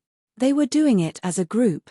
Chian No. 1 High School, Grade 2, Class 7, reporting for duty. 9 days until the release of the third movement. Chian No. 12 High School, Grade 3, Class 1, reporting for duty. Yenshi No. 5 High School, Grade 2, reporting for duty. Gongshu No. 3 High School, Grade 4, reporting for duty. Wait, I'm also from Yenshi City. Everyone from Yenshi No. 5 High School. Have you seen anyone from No. 6 High School? Yenshi No. 6 High School, Grade 8, reporting for duty. Anyone from Yenshi No. 6 High School, Grade 3, Class 2? Please bring me along. Everyone from Chian No. 1 High School, Grade 2, Class 7, we are from Class 8. Some of the older listeners were amused. They teased them as if they were kids. Aren't you afraid of being banned by the administrators again? The students thought about it and realized that it made sense. There were so many high schools in Yangju, and each school had 6 grades. Each grade had about 10 classes, and some districts had even more classes. The administrators of the message boards did not specify the maximum number of comments. At this rate, there was a real possibility that they would be banned. Thus, after another 2 days, the messages on the message boards changed again. Yenshi No. 6 High School, Grade 2, reporting for duty. 7 days until the release of the third movement. Chian No. 12 High School, Grade 3, reporting for duty. Chian No. 1 High School, Grade 2, reporting for duty. Hold on, it's Chian No. 1 High School. Since when are you representing the second grades? Which class are you from? Grade 2, Class 1. What, you're not happy? I'm from Class 8. I'm not happy. Don't leave after school. See you at the gym. Wait. Don't be a coward. The two administrators looked at the stream of messages on the message boards. At first, they were flabbergasted, but now they were stupefied. Are these high school students crazy? Do they have nothing better to do every day? You're so old, and you're still calling me your father. Did you finish the homework assigned by the teacher? Have you memorized? Have you finished your test questions? Have you decided on your life goals? The two administrators were distressed. Every day, they looked at the stream of messages on the message boards. They could not decide which one to ban. They banned this one, but not that one. There was anger on this side, anger on that side, and anger on that side. These high school students had bad tempers. If they were not careful, it would lead to an even fiercer scolding. If they complained about unfair treatment, they could have their wages docked. But some of the listeners who were watching the commotion treated these high school students' messages as a daily joke. An epic music lover over 100 years old even lamented, "It's good to be young." At first, there were only 5 or 6 high school students from large cities like Qian City, Yanxi City, and Gongshu City. But soon, the evil trend grew. Yandong, Yangnan, Yangbei, Jinggang, and even the remote Magu City had their high school students. Some of the students were just there to join in the fun. When their schoolmates saw groups from other grades, they followed suit. When students from the same city saw that groups from other schools had appeared, they could not ignore their own school, so they quickly joined in. Students from other cities saw this and did not want to be left behind. They followed suit, proving that there were high school students in their cities as well. 6 days to go. 5 days. 4 days. 3 days. Every day, the 2 administrators looked at the high school students on the message boards. Their only hope was that time would pass faster. When the third movement was released, the evil trend would die down. Finally, when the countdown reached 1 day, the 2 administrators breathed a sigh of relief and smiled at each other. Chapter 53. Year 532 of the New Era, January 1st. It was the first day of the new year. On the 50th floor of Silver Wing headquarters, Pang Pusong was a little nervous. He had no idea how well he was doing. During the recording of the third movement, Fang Zhao was even stricter than before. He had been practicing every day for the past month. Sometimes, it would take him a week or 2 to perfect a single line. He had never heard the final product. All he could do was wait for the music video to be released. It wasn't just Pang Pusong. The entire virtual idol department was nervous. After the release of the second movement in November, they had worked overtime for more than a month. The second movement would determine whether they could succeed. The third movement would determine how far they could go. After tasting the sweetness, they would put pressure on themselves without Fang Zhao having to say anything. When they were tired, they would relax in the game room and take a nap. When they woke up, they would rush back to work. Silver Wing had set up a backup technical team to lend them a hand if they couldn't do it. So they didn't have to worry about funding, manpower, or salary. All they had to do was follow Fang Zhao's instructions and complete them. They didn't know how the final product would turn out. The only thing they could do was trust Fang Zhao, the project leader. Zheng Huang had been woken up by his alarm. He didn't see Fang Zhao, so he asked Zhu Wen, "Where's Big Zhao?" In the office, Zhu Wen replied. Zheng Huang looked around the studio. Nobody went home yesterday. He asked when he saw everyone was there. "Nope. How could I sleep?" Zhu Wen yawned. After washing his face, he returned to the studio and sat down with the others, waiting for 8 o'clock. They didn't disturb Fang Zhao. They could tell that Fang Zhao was not in a good mood during the production of the third movement. Like an actor who was immersed in a scene, he needed time to disengage. A composer who was immersed in the music probably needed time to disengage. So all Zheng Huang and Zhu Wen could do was focus on what they were doing. They didn't want Fang Zhao to worry. Over at the newcomer department, Chu Guang had been calm about Polar Light being first in line when he saw the month's promotional schedule. In the last quarter of last year, he had been pushed down to 5th place on the New Pioneers chart. Fortunately, the third movement had not been released in December. Otherwise, he would not have been able to keep his 5th place. Now, after Divine Punishment and Cocoon Breach, the third movement, Mission, would be released on the public platform. He believed that the quality would not be bad. What puzzled Chu Guang, however, was that Neon Culture and Tongshan True Entertainment seemed to have no intention of continuing to compete with Polar Light.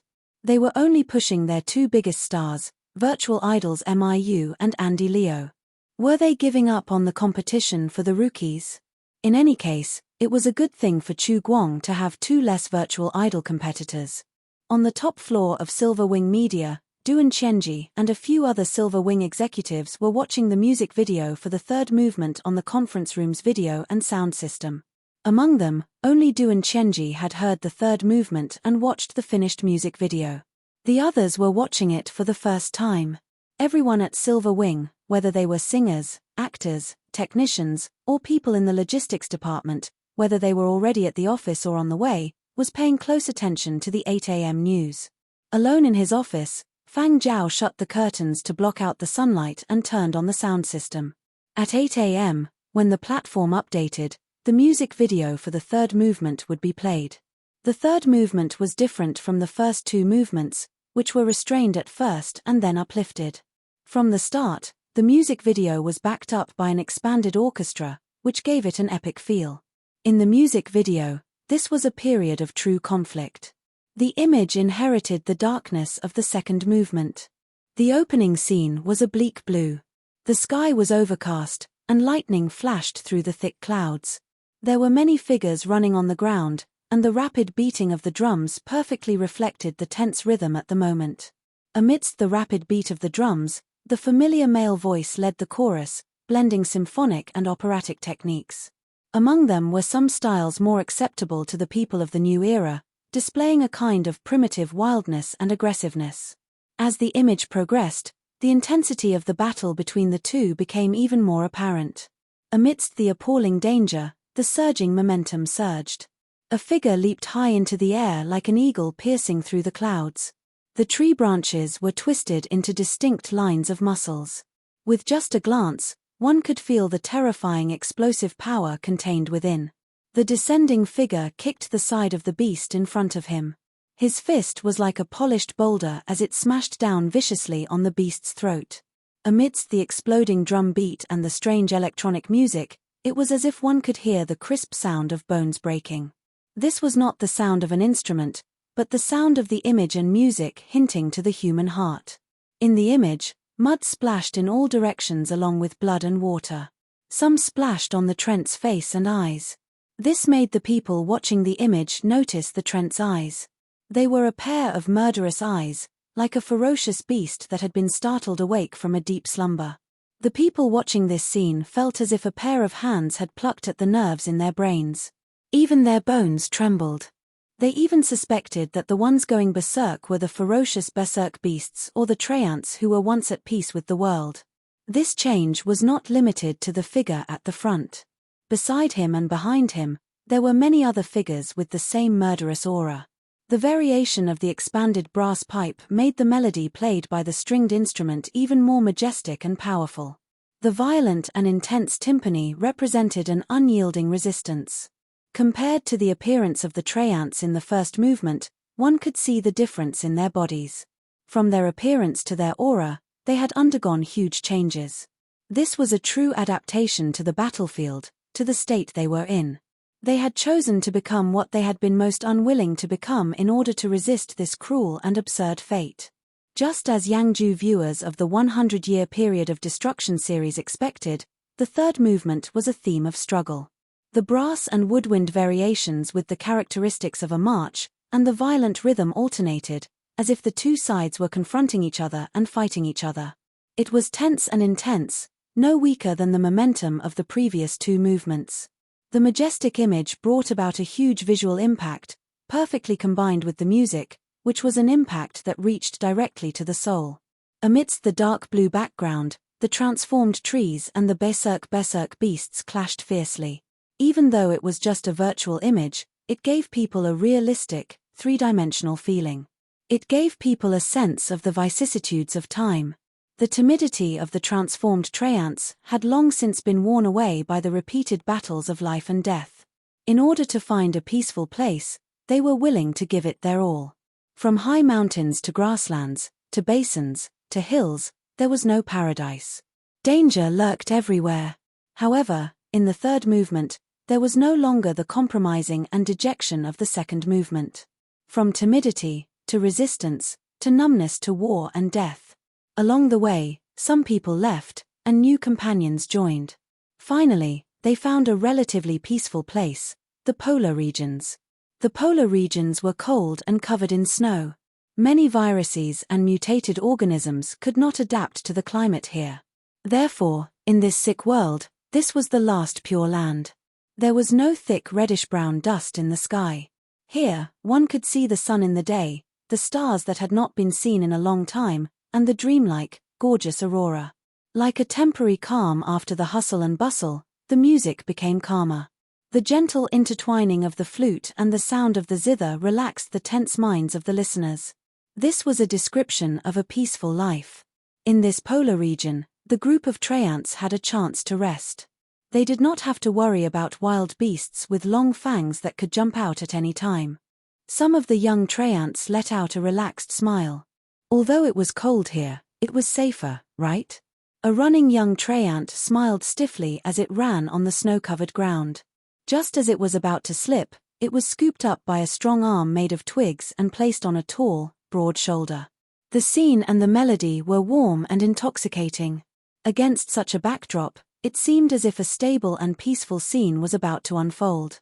However, the people watching the video understood that the polar regions probably corresponded to a part of the period of destruction described in real history. During the later stages of the period of destruction, there had been a polar summit. At that time, the 12 continents had not yet been divided. There had only been each war zone.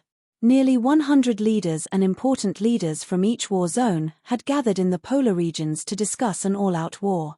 This temporary period of peace was not the end. It was the foreshadowing of a final outbreak. The sound of the zither changed, like the contemplation of survivors after a violent storm. Although this place was not absolutely safe, compared to the areas they had passed through, it was indeed peaceful. However, this place was also not suitable for their growth.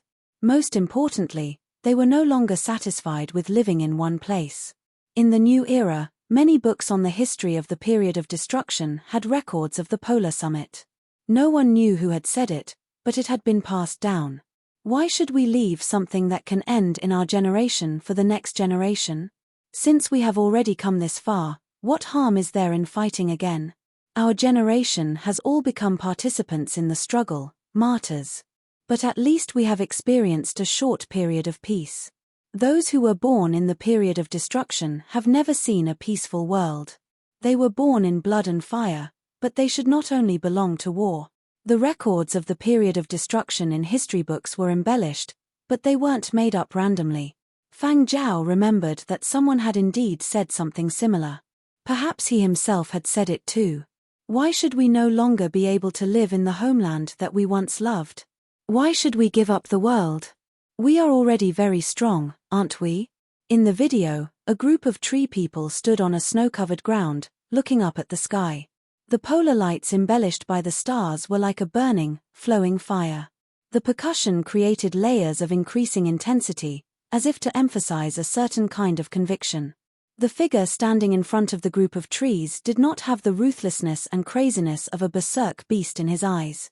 Instead, there was a hint of reluctance and nostalgia in his calm eyes, as if he was bidding farewell to an old photograph. The polar lights in the sky gradually disappeared, and the sky began to brighten. The figure in front of them did not linger any longer. He turned and left. His spine, which supported his entire body, was already riddled with scars. He could collapse from his injuries at any moment. Other than himself, no one knew what kind of burden he had to bear. Many of the tree people in the group were in the same situation. However, as long as they were not too injured to walk or run, they all joined the group leaving. In the middle of the group of trees, some figures were playing with the young treants. When they saw the group leaving, they lifted the young treants from their bodies, carefully placed them on the ground, and turned to leave. One of the tree people gently placed a finger on the forehead of the young treant, preventing it from following them.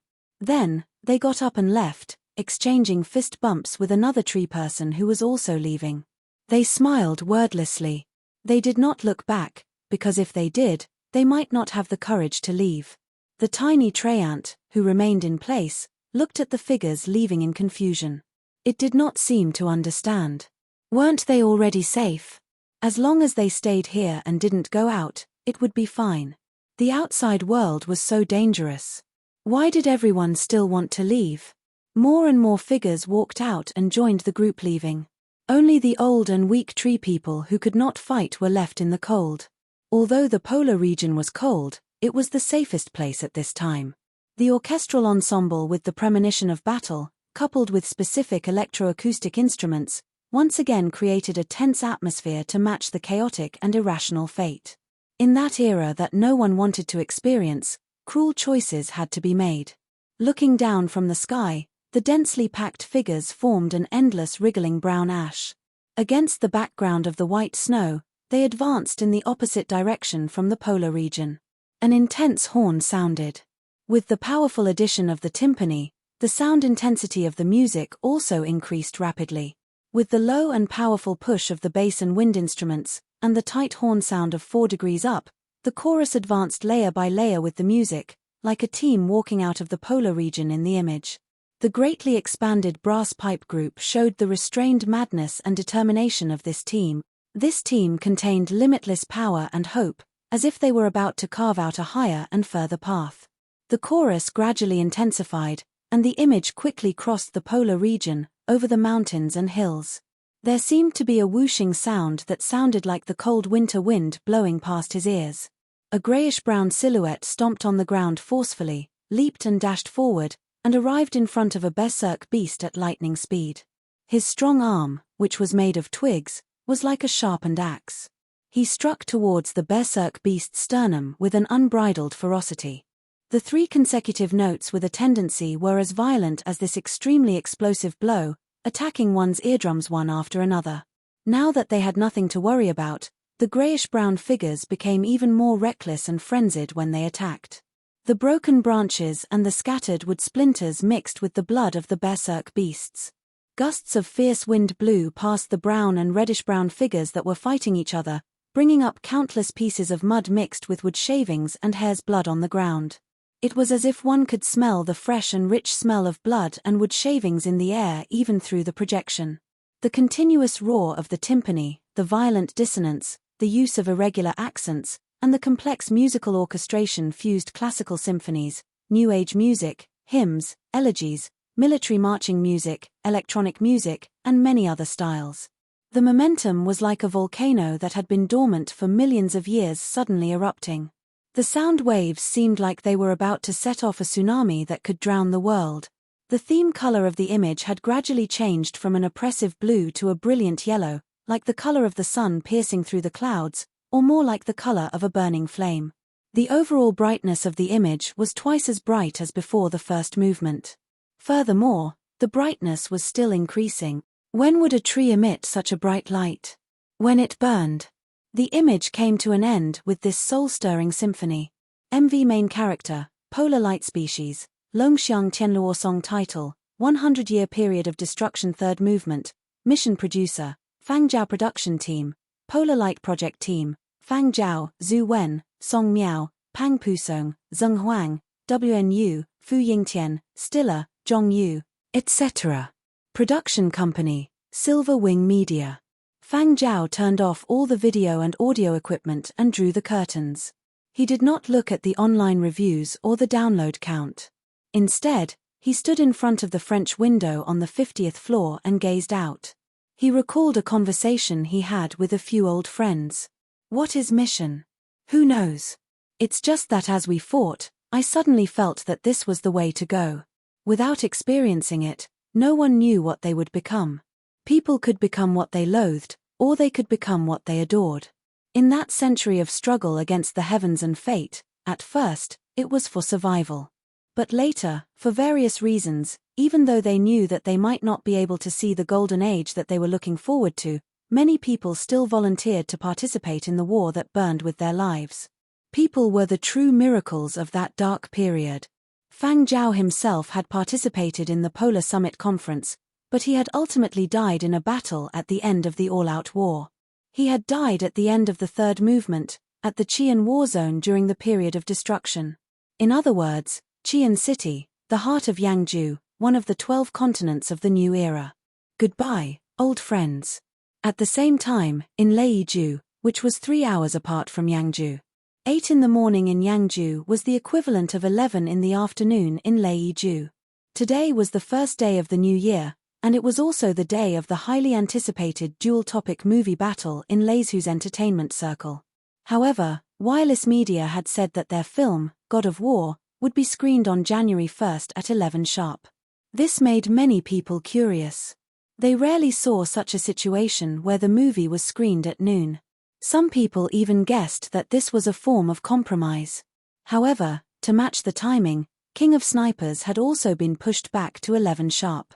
Zaro's agent had been busy creating buzz for the past few days. He did not have high hopes for God of War, but in order to recoup his losses, he had worked with his team to create buzz. The more people watching, the more they could recoup their losses. Chapter 54. After the third movement was completed, Silver Wing sent it to Zaro to listen to. Zaro was very satisfied with the score and was very pleased with his wise decision. However, it was, after all, going to be used as a soundtrack for a certain plot in God of War. The plot of a movie was different from a music video. There were many factors to consider. If the requirements were not high, he could have just used it. But this time, Zaro felt the pressure, so he took it more seriously. After negotiating with Silver Wing, he paid a sum of money to get the composer over at Silver Wing to make slight adjustments to the score to better integrate it into the movie. It wasn't that Wireless Media couldn't find a good composer, but Zaro felt that the original composer should be able to do a better job. At Silver Wing's side, Fang Zhao had done the adjustments himself. After watching a clip of God of War that Duan Chenji had given him, he had rearranged the third movement. In the grand scenes of a movie, there were many sound elements. It wasn't just the sound of the score, but also the sound effects of the movie itself. If the score and sound effects were not arranged properly, they could easily interfere with each other or even mask each other. Therefore, when Fang Zhao rearranged the third movement, he had incorporated sound effects similar to those seen in the movie clips into the music. He had made adjustments to the timbre, pitch, and rhythm of the score. This was the most common way of handling a soundtrack. Adding in electronic music could also make the music and sound effects in the movie more natural. However, compared to the movie itself, the score used as the soundtrack did not attract much attention from Wireless Media. Zaro only felt that the score was very suitable for his flashy entrance. As for Zaro's agent, he did not care about the soundtrack. In his opinion, it was just a soundtrack. It sounded good, but it was not enough to affect the movie. When it was nearing 11 o'clock, Wireless Media's people were staring at the statistics to see how many people had bought tickets for the opening screening. Nowadays, due to technological advancements and rapid improvements in video equipment, the number of physical theaters had decreased significantly. Other than a few iconic theaters used for commercial events in every city, most people watched movies online. Physical theaters had already become a kind of virtual network. In the various cities of Leiju, many people had already prepared their viewing equipment and were waiting. Of course, most of them were here for the resounding reputation of Zaro, the Renault family's hedonistic young master. Some were purely here to watch and write their evaluations, acting as the vanguard for testing the poison. Zaro watched the premiere at home. He even specially invited a few of his close friends to watch the premiere in a luxurious theater room. It's starting. It's starting. Haha, let me show you how I save the world. Zaro didn't look at the sales figures online. Although he was a spoiled brat, he wasn't stupid. He knew that the quality of the film produced by his company couldn't compare to King of Snipers. However, he had already fought and didn't back down. He had already achieved his goal. As for the box office and reviews of God of War, whether or not he could recoup his losses were all secondary. Why didn't they have high hopes for God of War? Just by looking at the trailer, one could guess the plot. Anyway, it was the same old plot of the hero saving the damsel in distress and the world. It fully inherited the style of the first 7 movies that Zaro had invested in. Just as the netizens had said, one of the movies that Zaro had invested in was enough. The others were old wine in a new bottle. The plot of God of War was very simple. The male lead was an outstanding soldier, while the female lead was a reporter. When a big city was attacked by a monster, the female lead went to the disaster area to report. At the critical moment, the male lead led a team to save the city. In the end, the monster was defeated and the female lead returned with the happy ending. You couldn't be too serious when watching a movie. Once you were serious, you would discover many logical inconsistencies. However, compared to the previous 7 films, Zorro had invested in the 8th film. Perhaps it was because he was also participating in the film. The actors, and even the extras, acted very seriously. Even the actress that Zorro wanted to promote as the female lead did not make any big mistakes. Even Zorro himself did not have to say that his acting was absolutely good, but at least his acting was not as exaggerated as he had been in the previous 7 films. In this aspect, it was indeed a huge improvement. However, some sharp-eyed viewers could tell at a glance that Zorro was a body double from a seemingly identical figure. A body double was used here, a body double was used here, and a body double was used here. Oh, it seemed that aside from the part that showed the face, the other parts, including the silhouette and the back, were all done by the body double. Bad review. Not professional. Another large number of negative reviews. Halfway through the movie, the disaster area was attacked by monsters. Smoke rose up like a black cloud, and the people gathered around it looked incredibly insignificant. When the flames from the explosions landed on their bodies, they felt as if they were about to burn their bones. The smoke that spread out with sparks seemed to be sucked into their lungs with every breath they took, and their organs felt as if they were being cooked. Everything looked so real in the hologram. At that moment, 2 words popped up in the minds of the viewers who saw this scene: bad film. It was a standard commercial movie with powerful special effects and a cliched plot. It was the standard of an old-fashioned commercial movie. You only needed to peek at a corner to know what the movie was like. And in the new era, where movies and television were rampant, this sort of old-fashioned commercial movie that lacked any novelty or logic was also classified as a bad film. When many people saw this scene, they understood. Just as they had expected, every part of the plot was about the same as they had predicted. Very good. Next, it was time for the main character, played by young Master Zorro, to lead the team to save the beauty and the world. This was also the climax of the movie. Many people had been enduring their sleepiness and waiting for this moment. They had treated this movie as a joke. Now, they were finally going to see the punchline.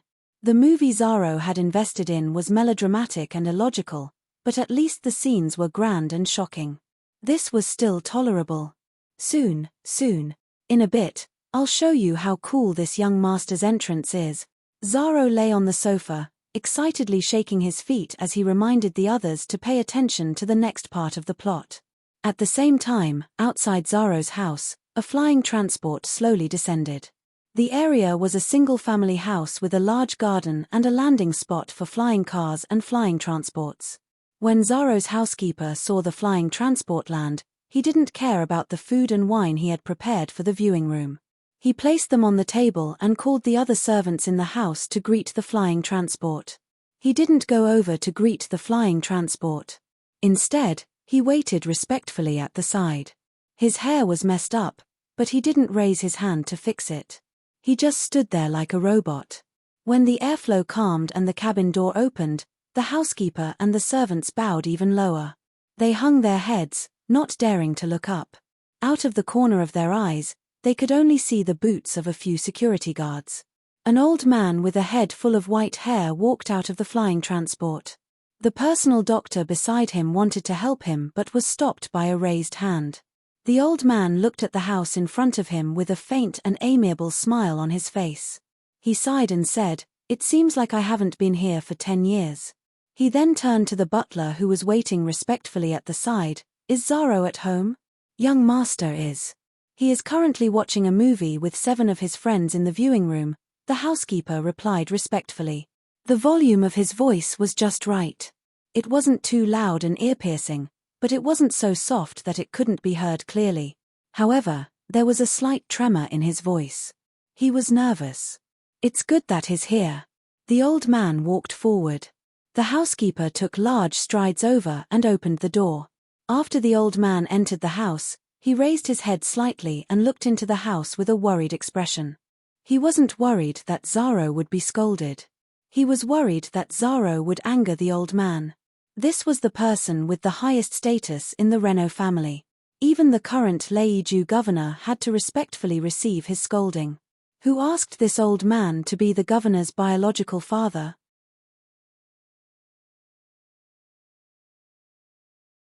Chapter 55.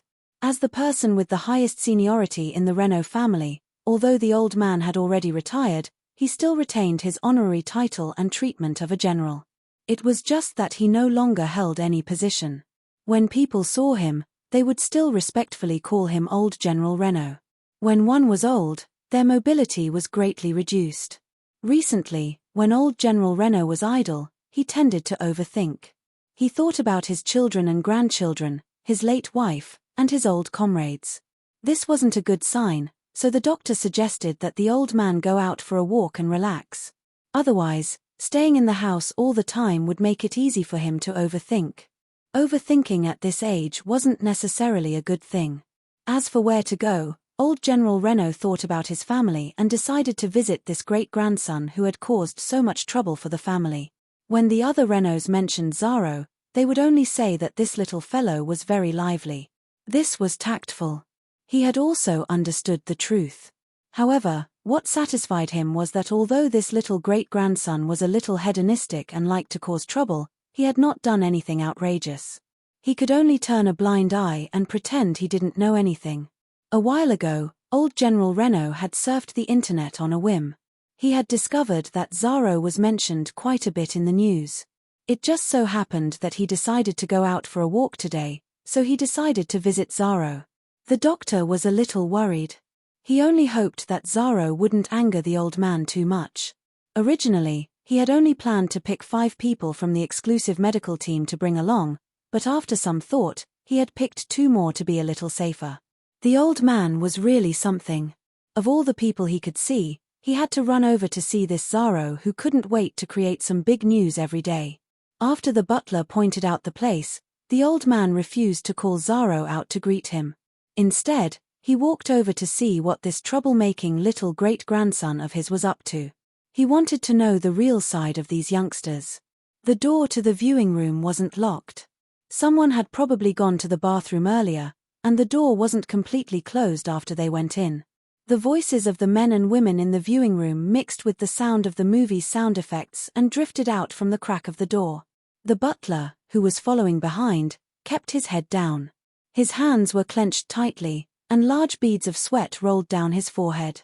He kept praying in his heart, "Young master, please, please, please keep your mouth shut. Don't say anything outrageous. Even if you're just bragging, you have to have a limit.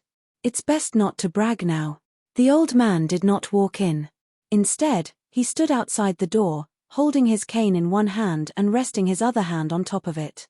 Even though his stature was slightly hunched due to his age, he still gave off the feeling of a boulder firmly planted on the ground, unshakable by the wind. The personal doctor had been paying attention to the old man's expression. He knew very well what this group of playboys usually looked like, so now he was worried that the old man would be in trouble. More than a dozen people stood outside the viewing room without making a sound. The whole room was in a tense state. The servants responsible for cleaning were trembling with fear, and every movement was careful. Because of this, the commotion in the viewing room could be heard clearly from the outside. Inside, Zaro had no idea what was going on and was bragging about how he felt when he was acting. "It's not that I'm bragging, but when I was acting, I felt that it was similar to my great-grandfather's style." How was it? Wasn't it very similar? Just that aura alone, ordinary people wouldn't be able to act it. Zaro was still bragging, and the others echoed him. However, in their hearts, they were thinking that the scene of him jumping onto the aircraft just now was obviously a fucking stunt double. In the movie, a large number of troops were heading to the disaster area. The movies that Zaro had invested in might not be logical in other aspects, but he did not want to be sloppy when it came to military equipment. Many of them even used real goods. Of course, only a small portion of them were real goods. The rest were all done with computer special effects. If they really used as many real goods as in the movie, it would be considered a large-scale military operation and not a movie. In the movie, with all kinds of aircraft, fighter jets, land, and air forces dispatched, the timpani gradually became louder, and the dull sound of a horn that seemed to shake the earth suddenly rang out. Many people who were absent-mindedly watching the movie were shocked, and their lazy nerves suddenly became excited as if they had suddenly received an electric shock. Amidst the cacophony created by the various aircraft, the majestic atmosphere created by the orchestral music, and the variations of the marching brass and woodwind violently alternated. It was just like the fierce battle between the good and the evil in the movie. The visual shock brought by the extremely realistic images perfectly combined with the music was an impact that reached straight to the soul. Haha. How is it? Doesn't this team have the aura of a god of war? Right, look, it's right here. I'm going out the hatch. Everyone in the viewing room immediately sat up straight and looked seriously at the image on the screen. They saw the door of the transport aircraft open, and the cargo hold loaded with fully armed soldiers descended along ropes. Among them was the main character played by Zaro. Before he jumped off, there was a close-up shot to let the audience know that this was the main character and that Zaro was acting.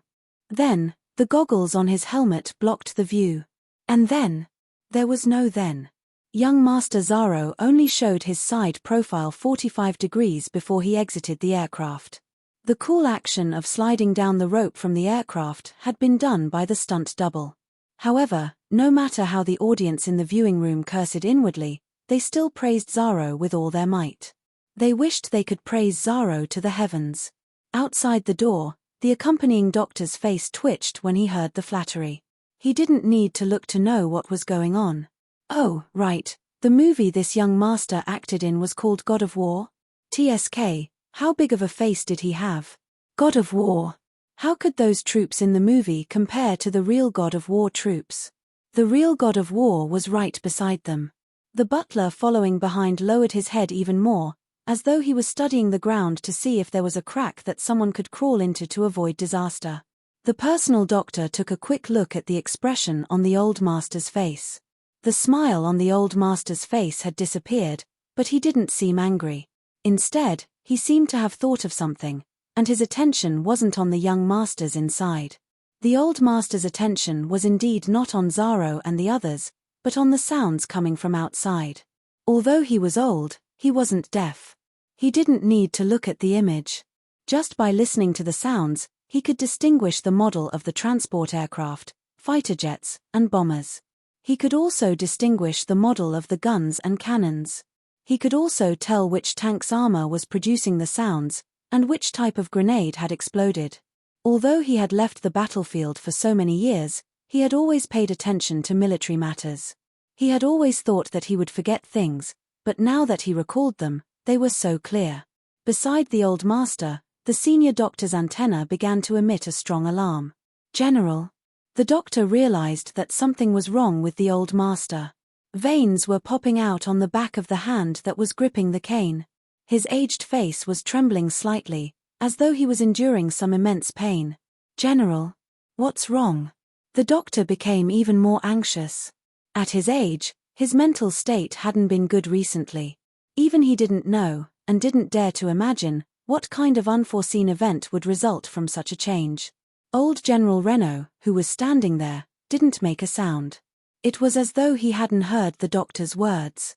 He continued to stare blankly at a certain spot in the air, as though he was seriously listening to something or recalling something. His eyes were red and moist. The moment the background music started playing, he closed his eyes. Tears actually rolled down his cheeks, and they didn't show any signs of stopping. It was as though he couldn't control them, and his entire body began to tremble. The doctor was stunned. Ever since he had taken over the position from his father, he had never seen the old master so emotional. Fuck. Something big had happened. Medical team, come over immediately. Only he, the personal doctor, had come over. The rest of the medical team remained in the aircraft, on standby. The moment the medical team received the order, they immediately rushed into the room. The commotion outside was too loud, and the door wasn't completely closed. It was impossible for the people in the projection room to not notice. Zaro had a bad premonition in his heart. He walked over and opened the half-closed door. When he saw the scene in front of the door, it was as if a bucket of cold water had been poured over his head. His legs went soft, and he knelt in front of the door of the viewing room.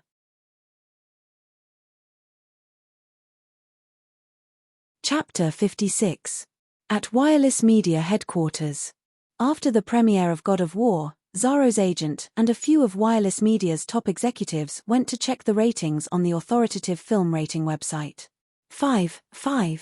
Seeing this comment, the few of them took a deep breath at the same time, afraid that they had seen wrongly. Looking at the reviewers again, there were already more than 300 people who had given their comments. Looking at the IDs of those reviewers, there was no mistaking that some of them were famous movie critics who had always been upright and outspoken. Looking at the overall rating, there were 5 shining stars. They counted them one by one. That's right. 5 stars. A total of 5 stars. It was unbelievable. That kind of shitty plot could actually get such a high score. 5 was not the full score. The full score was 10. 5 was only half of the total score. But how many stars a film was given, whether it was good or bad, was based on the film itself. For example, a film like God of War, which the public thought was bad before its release, should be worth around 3 stars. This was also the average score of the previous 7 films Zaro had invested in. Although it was far from the 8.64 King of Snipers, compared to the previous 7 films produced by Wireless Media, it was an unbelievably high score. That's right, in the eyes of Zaro's team, 5 stars was indeed high. This was also the highest rating Zaro had ever received from a professional since he had invested in a movie. Screenshots. Photos. These were all evidence. Zaro's agent was afraid that the system had malfunctioned and had given a high score. It was not that he did not trust the review system, but this score was unexpectedly high for them. It was not just Zaro's agent and Wireless Media's team. Those who did not watch the premiere online were also astonished by this rating. Accounts were registered using their real names and were bound to their personal terminals. It was not possible for a large number of fake reviewers. If it was too obvious, they could apply for an investigation. So, what was up with such a high score? Am I fucking seeing things? God of War's current overall rating is 5 points. There must be some shameful deal going on here. It's already 5.1, and it's still rising. How do you feel about the premiere's poison test? Who's going to say the truth? I just finished watching the premiere. How do I put it? It was so satisfying. The plot was so cliché, but it was so satisfying. Especially when the battle started at the end, it was so shocking. I give it 5.5 stars. Actually, young Master Zaro's films have plenty of action scenes, but this time, it left a particularly deep impression. I think it must have something to do with the soundtrack. I give it 5 stars. Originally, I only wanted to give it 3 stars, but when I thought of the soundtrack, I added 2 more stars. Among the speakers, there were also professional commentators who were rather well known in Lei Ju. I give it 5.5 stars. 1 star for the plot. I don't need to say more. Everyone who has read it will understand. The production was 2.5 stars. Compared to the previous 7 films, there was indeed an improvement, especially in terms of the actors' acting skills. It wasn't very good, but they were quite serious. I only gave the previous 7 films 2 stars, but this time, seeing that there was an improvement, I was willing to give it half a star. If it had been based on previous ratings, I would have given it 3.5 stars, which would have been similar to Zaro's previous films. However, the reason why I gave it an additional 2 stars is because of the soundtrack. I believe this is also the reason why everyone in the industry gave me 2 more stars. Indeed. Another professional commentator also chimed in. A movie soundtrack is an integral part of a movie's soul. A movie without music is like an empty shell. Music has the ability to propel a narrative, exaggerate emotions, and form. A good soundtrack can add color to a movie. Everyone can look at those classic award-winning movies in the past. Many of them may be vague about the characters and plot, but they still remember the music in them. Some of them have even become masterpieces that have been passed down for a long time. And the soundtrack for God of War at the climax 2/3 of the way through is indeed breathtaking. When I was in university, I majored in film soundtrack, so from a professional point of view, I can't find any flaws. That soundtrack conveys the joy and sorrow of war, the blood and glory, the grandeur and carnage of war. However, I don't know which great master composed that soundtrack. Those in the industry who know the inside story can reveal a little in private. Waiting online.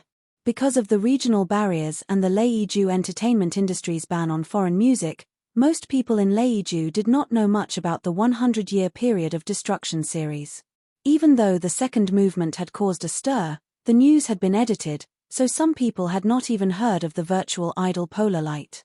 The premiere was also when the third movement was released in Yangju. Even though there were a few people who paid attention to the release of Polar Light's third movement in Yangju, those who listened to the song had not gone to watch the movie, and those who watched the movie had not gone to listen to the song. Thus, for a while, no one had revealed the source of the soundtrack or its composer. However, there were also people who felt that this sort of copyrighted music was specially created for film and would not appear anywhere else. The only way to listen to it was to watch the movie God of War. Indeed, some people who were interested in the soundtrack went to watch God of War a second time. There were also quite a few people who chose to watch God of War after seeing the reviews online. Thus, during the second screening, Zaro's agent and team discovered that the number of people watching the second screening was even higher than the premiere. This had not happened in the previous 7 series. Good news. This is great news. Zaro's agent wanted to tell Zaro the good news, but who knew that he could not get in touch with Zaro. Since he could not get in touch with Zaro, he tried contacting the people who hung out with Zaro. In the end, he could not get in touch with any of them. Could it be that something had happened? Zaro's agent imagined all sorts of kidnappings, extortion, and hostage killing. He almost called the police, but when he remembered that it was the Renault family, he contacted one of Zaro's uncles. He was told that Zaro and a few others were at home and that he did not need to worry. But Zaro's agent sensed that something was amiss. Could it be that something had really happened? At the same time, at Zaro's place, the few young people who were on good terms with Zaro were all quietly waiting in the screening room. All their communication devices had been confiscated, and they could not leave the room. Even when they went to the toilet, there was someone following them. They did not dare to barge in. Not to mention that it was the Renault family who had stopped them, just the 2 armed guards guarding the door were enough to make them not dare to make a sound. Those were real guns, and these guards would not give them preferential treatment based on who they were or whose children they were. They only gave them cold looks, making them so afraid that they wanted to cry, but they did not dare to make a sound. They did not know what had happened, and at that time, no one dared to go out. They only saw Zaro kneeling at the door after opening the door, without a trace of his usual insolence. By the time they wanted to look out, the guards had already pointed their guns at them and forced them back.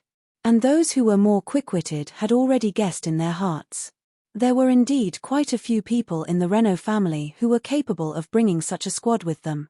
However, the person who could scare Zaro to such an extent and make the entire house tense up was most likely old General Renault of the Renault family, who no longer appeared in front of others. But why would that old general come here? To see Zaro? But based on the current situation, and looking at the armed guards at the door, he thought of a possibility. Something had happened to old General Renault's health. The health of a person of this level was related to the overall situation. Before the Renault family made preparations, they would not let the truth leak out. That was why they had confiscated their communication devices. Regardless of whether they had seen anything or not, they would first be confined here. But why would old General Renault's health suddenly have a problem? Seeing how Zaro had been kneeling there, could it be that Zaro had angered the old general? Thinking of this possibility, that person's body trembled and he could only light a candle for Zaro. If Zaro angered the old general, even the governor, who had always doted on his grandson, would not let Zaro off. At that moment, Zaro was indeed not in a good state. He was still kneeling, but at the door of another room. He did not know what was going on inside, but thinking of how he had seen his great-grandfather just now, it might be not good. 5 members of the Renault family had already entered the room. They were all Zaro's uncles and aunts. His grandparents' generation held important positions and could not immediately drop what they were doing and rush over.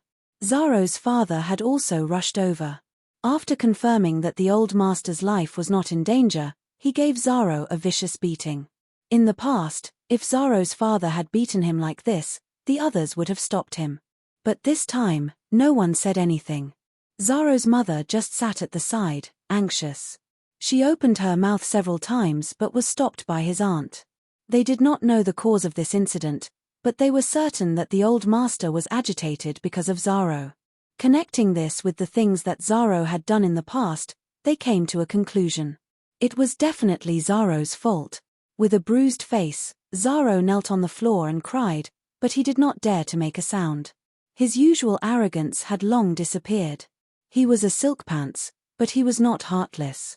He did not wish to see such a situation. He did not even know why his great-grandfather was so angry. Could it be because of what he had said in the viewing room? If he had known that the old master was standing outside, he would not have dared even if he was beaten to death. As he was crying, the door opened. Zorro's father had a cold expression on his face. "The old master has something to ask you." Zorro sniffled. Holding onto the door frame, he wanted to get up, but after some thought, he knelt back down and inched into the room. The old master's back was facing the door, so Zorro could not see the old master's expression. He only felt his heart tremble under the pressuring gazes of the elders. "Great-grandfather," Zorro said softly. Zorro was already prepared to be scolded when he suddenly heard a question. "What was the song called?" the old master asked. "Ah!" Zorro was dumbfounded. The others in the room also looked over in bewilderment. "What are? Hurry up and say it." Zorro's father was enraged by his stupid son's behavior. He clenched his fists so hard that they made cracking sounds. "Oh!" Zorro shrunk his neck and hurriedly recalled. At that time, it should have been the part he had acted in. What was the title of the song? It was called Mission. Mission. That song was called Mission, Zorro said.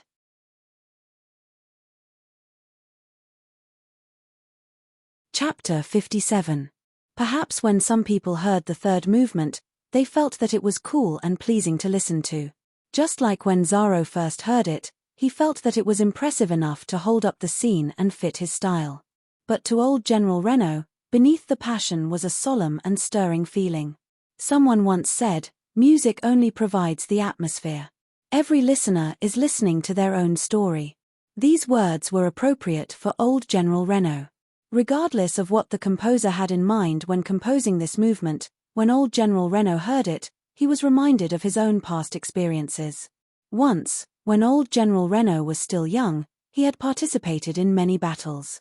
However, most people did not know about those battles because they had taken place on a foreign planet. The 100-year period of destruction had already depleted a lot of resources on this planet. The development of the new era required large amounts of resources and energy. If they were to take more from this planet could only wither away and even welcome the end of the world. Because the development of the human world was far faster than the planet's self-healing ability, they needed to explore the outside world in search of more resources and energy. There was no good or evil, only a standpoint. There were some things that had to be done. The glorious development of the new era had come at a heavy price. It was just that few people knew about it. How many people had lost their lives in the infinite space, lost their lives on foreign planets, and not even their bones remained? Recently, he would often think about his comrades who had traveled with him to foreign planets. If they had not died and lived to this day, their statuses would not be lower than his.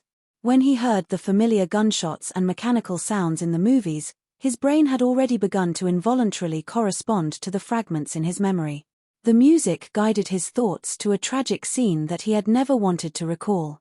People always loved to sing the praises of heroes, and there was no lack of superhuman heroes in movies and television. However, he rarely watched those because he knew that no matter how those heroes, endowed with divine power, performed on screen, in reality, those heroes would still be injured and would die. He had read too many books and movies about heroes and listened to too many songs that praised them, but most of them had problems. He talked about war, but did not dare to face up to the cruelty and irrationality of war, and did not explore the meaning of war. He talked about man, but ignored the philosophical consideration of man's fate, soul, and value. He did not talk about the rise of life force, the magnificent process of glory and destruction in war. He exaggerated the hero too much and separated him from the ordinary people. Whether it was soldiers or the heroes portrayed in movies, they were all a part of human life. To deny and reject the other side of the light, to ignore the sad faces of those who lost their loved ones after every victory, in the eyes of this old man, it was not real art. Of course, it could also be that he was old and could not keep up with the level of appreciation of the times. Young people might prefer the kind of beauty without sorrow and worry. Perhaps only those who had been on the battlefield would know how much life was burned under that kind of impassioned melody. Taking a deep breath and letting out another long sigh, the old man said, "You found this piece of music very well." Zaro, who was kneeling on the ground, tried his best to open his swollen eyes. He almost doubted his own hearing. Was the old master praising him? Zaro was flabbergasted that the old man was actually interested in a piece of background music. At this moment, he realized that the reason the old man was so agitated was probably because he had heard the background music. If that was the case, he had not angered the old master to the point of tears, but the old master had cried while listening to the song. He had been beaten up for nothing. Zaro, who was kneeling on the ground, looked at his father. Cough. Looking at Zaro's face, which had been beaten beyond recognition, Zaro's father coughed lightly and turned his head to look at the wall of the room. The other elders in the room were the same. They all felt a little awkward. How could they have imagined that the old master would be in such a state after listening to a song? They had almost beaten Zaro up, but luckily, they had controlled themselves when they heard that the old master's life was not in danger. Otherwise, they would have been even more embarrassed. "Who is the composer of Mission?" the old master asked. "I don't know." Zaro could feel the stares of the elders poking holes in him after his answer. He could only bite the bullet and continue. "I really don't know. The composer is from Yangju, Silver Wing Media. They did not tell me who the composer was, but the composer had 2 movements before Mission. Great-grandpa, let me find them for you." Towards the end, Zaro let out a loud hiss. Zaro's father twitched his finger. He knew what kind of shit this kid was about to shit. Sure enough, after hearing Zaro's hiss, the old master turned his chair around and saw Zaro, who had been beaten black and blue. He asked in surprise, "What happened to you? Get up. Why are you kneeling on the ground?" He had been too immersed in his memories and had not paid attention to his surroundings. Now he had regained his senses. Zaro staggered to his feet, rubbing his knees. "My dad hit me. It hurts." At his age, what could old General Reno not guess? He just laughed. "You deserve it. Didn't you say you had the winds of the war god? You're far from it." Old General Reno's eyesight could tell that Zaro had only been beaten up a little. His bones and internal organs had not been hurt. It was just a superficial wound. A lesson would be enough to prevent this mischievous kid from causing trouble outside. Zaro gave a fawning smile. This sort of coquettish and fawning behavior was the favorite of the older generation. Back then, Leisu's governor had been treated this way. Zaro's father wanted to roll his eyes. This little brat should learn something good instead of doing it the wrong way. However, Zaro knew his limits when it came to wooing the older generation. He did not want to appear overly fawning, as that would easily arouse disgust. Thus, he quickly restrained himself. "Great-grandpa, do you want to listen? I'll bring the other 2 movements and the complete version of Mission." Zaro looked at the old master's personal doctor. He did not want the old master to lose his composure again. If something really happened, there would be no way to regret it. "No problem," the doctor said with a smile. It was good to have a good cry after holding it in for too long. It was a good thing to vent all the lingering depression in one's heart. The old master usually liked to put up a strong front and kept all the bad things to himself. After so many years, he had suffered a lot mentally. Crying a little was a form of mental relaxation. But this time, he broke out in a cold sweat. Anyone who had seen the old master cry like that would not be able to keep their cool. Zaro, who had gotten permission, ran out happily with a face that looked like a pig's head. Zaro's mother thought the kid had been beaten to the point of insanity. "It's good to be lively," the old master said with a smile after Zaro left. These words were for the few people in the room, as well as for Zaro's father. What could Zaro's father say? All he could do was force a smile and reply. That kid had already been raised to this extent. How much could he be expected to change? As long as he did not do anything outrageous, they would not be too strict with him. Soon, Zaro brought the complete versions of Divine Punishment, Cocoon Breach, and the original mission that Silver Wing had given him to the Old Master. It'll be better if you watch it with the music video. I'll adjust the equipment for you. Zaro said he was going to adjust it himself, but he was actually instructing the guards and servants to do it. After the 3 music videos were played, although the Old Master did not seem as agitated as before, his eyes were red again. What an outstanding piece of art. The few people in the room were surprised that the Old Master had given such a high evaluation. Zaro's father blurted out, "Why can't it be from Leiju? Regardless of the continent, anyone who can produce such music is worthy of respect," the Old Master said.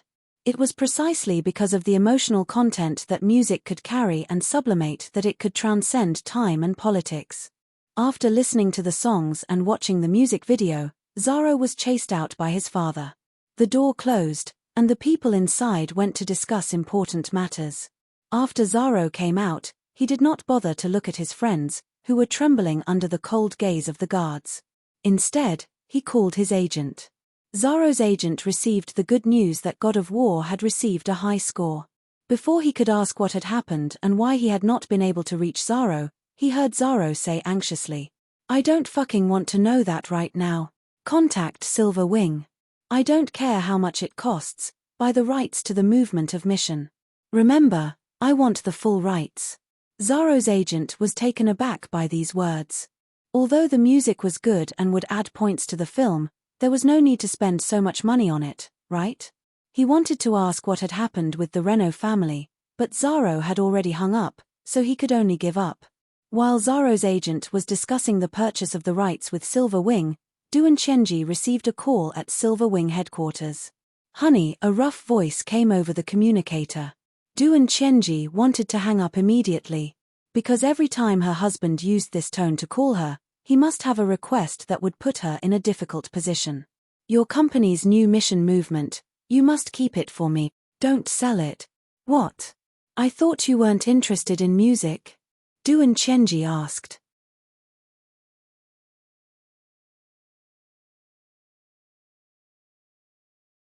Chapter 58. Of course, Duan Chenji's husband, Major General Hong Lu, was a musical idiot. He could not tell what the song was about, but people in the military district could. They had their eyes on the song, and once they saw that it was a Silver Wing product, they went to Hong Lu to ask for it. Good stuff had to be kept for their own people. Although they would lose a lot of commercial profits, since Hong Lu had specifically asked for it, Duan Chenji chose to keep the third movement in Yangju. The fact that it had caught the attention of Yenzhou's military and even been used as the theme song for the promotional video showed that the series was well received. Perhaps the general public might not like it, but it was a good thing that the military liked it. Every year, Silver Wing had to borrow equipment and locations from the military. This time, it was rare for the military to ask for something. She thought it would be nice to do them a favor. That way, the next time they borrowed from the military, they would not be criticized. After ending the call, Duan Chenji asked her assistant, "Any news from Fiery Bird?" Online voting has started in Huangju. The voting in Yangju might start after Memorial Day. The online voting for Fiery Bird spokesperson had been initiated by Rising Dragon, a well-known Huangju gaming media company. It had nothing to do with Fiery Bird, but it had garnered worldwide attention. Since it was a Huangju media company, the voting would start in Huangju. The other continents would be randomly sorted by computers. According to past rules, Rising Dragon would complete the voting in all 12 continents within 3 months. Fiery Bird would finalize the virtual idol spokesperson for all the continents before May. Usually, Fiery Bird would use the results of the online voting in Rising Dragon as a reference. Then they would pick the one they were satisfied with. Most of the time, the idol with the highest number of votes would be chosen as the spokesperson for the respective continent. According to the schedule, voting could be completed in 4 continents within a month. Yangju was in 6th place, so they had to wait until mid-February. Tell Fang Zhao to complete the last movement before Founding Era Memorial Day. Upload it on February 8, Duan Chenji instructed. Every year, January 28 was known as the Founding Era Memorial Day. More than 500 years ago, the period of destruction officially ended and the new era began. It was also a day of global celebration and was the most important holiday in all 12 continents. According to global practice, people were given more than 7 days off. As for how much, it depended on the companies in each continent. Every year, Silver Wing set a 7-day holiday for its employees. However, those in the entertainment industry might not be able to enjoy themselves during the holidays. They might have to travel to various cities to participate in various celebrations and activities. It was the busiest time and the most profitable time. Even if they were asked to take a break, they would not be willing. The celebrities who were able to get a break during this festival were either unable to travel due to physical reasons, or they were already past their prime and no one invited them. Duan Chenji had originally planned to let Fang Zhao bring the Polar Light team to events to gain popularity, but after considering the production of the fourth movement, she decided against it. The most important thing now was to focus on completing the fourth movement. Celebrations were secondary. After Memorial Day, there were more important endorsement deals to fight for. That was what Silver Wing valued the most. As for Vice President Ming Kang of the Yangzhou Music Association, Duan Chenji had already spoken to him. After the release of the third movement, Ming Kang took to Yenzhou's largest social media platform to express his excitement. Because of his son, Ming Yi, it was impossible for him not to express his personal feelings. Therefore, he would not post his opinion on the official website of the Yangzhou Music Association. Instead, he would comment on it in his own name. Ming Kang was still very excited, but compared to the second movement, he looked much better. His complexion was ruddy, and the dejected expression that had been associated with his son's illness had disappeared. He was smiling happily. Ming Yi's condition has improved. The medical team will continue to follow up. The attending doctor says the series is indeed effective in treating the Hull virus, but the entire series, consisting of 4 movements, is a complete course of treatment. The medical team will probably have to wait until the full course of treatment is complete before they can make any breakthroughs. I will wait for the release of the fourth movement. Thank you, Polar Light. Thank you, Polar Light's team. After reading Ming Kang's online comments, Duan Chenji's worries had dissipated. Some hospitals in Yangzhou had already labeled the 100-year period of destruction series as Hull virus treatment songs. From a commercial standpoint, once the final results of the research confirmed that the series was indeed effective, the future of the series would be limitless. Tell Fang Zhao that the most important thing is quality. He has already completed the first 3 movements. The fourth movement will be much easier. As long as the quality is there, everything else will be fine. All he has to do is focus on completing the series. He won't have to worry about marketing and operations, Duan Chenji instructed her assistant. Then what's the reply from Lei Ju? The assistant asked. Tell them that the rights to the third movement have already been reserved outside of the platform. Over at Lei Ju, Zaro's agent relayed the news to Silver Wing when he received Silver Wing's reply. What? It's already been reserved. They won't sell it even at a higher price. Zaro was furious. Zaro's agent nodded vigorously.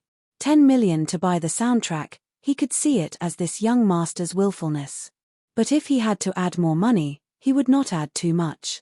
Previously, Zaro had said that it didn't matter how much money he had to spend to buy the full copyright of the song. But as someone who handled the young master's accounts, he would never spend more than 50 million to buy a single movement. From his point of view, this was absolutely not worth it and an irrational action. So when he received a reply from Silver Wing, he felt reassured. Silver Wing really isn't selling, Zaro's agent emphasized. Then poach the composer. We can't. Silver Wing is too good at keeping it under wraps. Nobody in Yangzhou knows who the real composer is. Zaro's agent was put in a difficult position. Poaching a composer was much more difficult than buying a song. Silver Wing wasn't a fool. Their attitude was clear from the way they were shielding the composer. Businessmen pursued profit. Everything they did was for the greater good.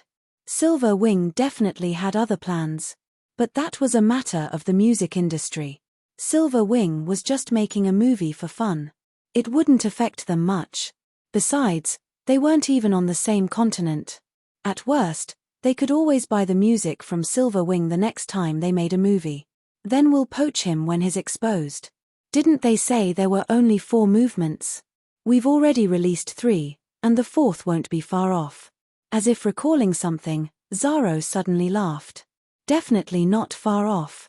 Silver Wing wants Polar Light to fight for the endorsement rights.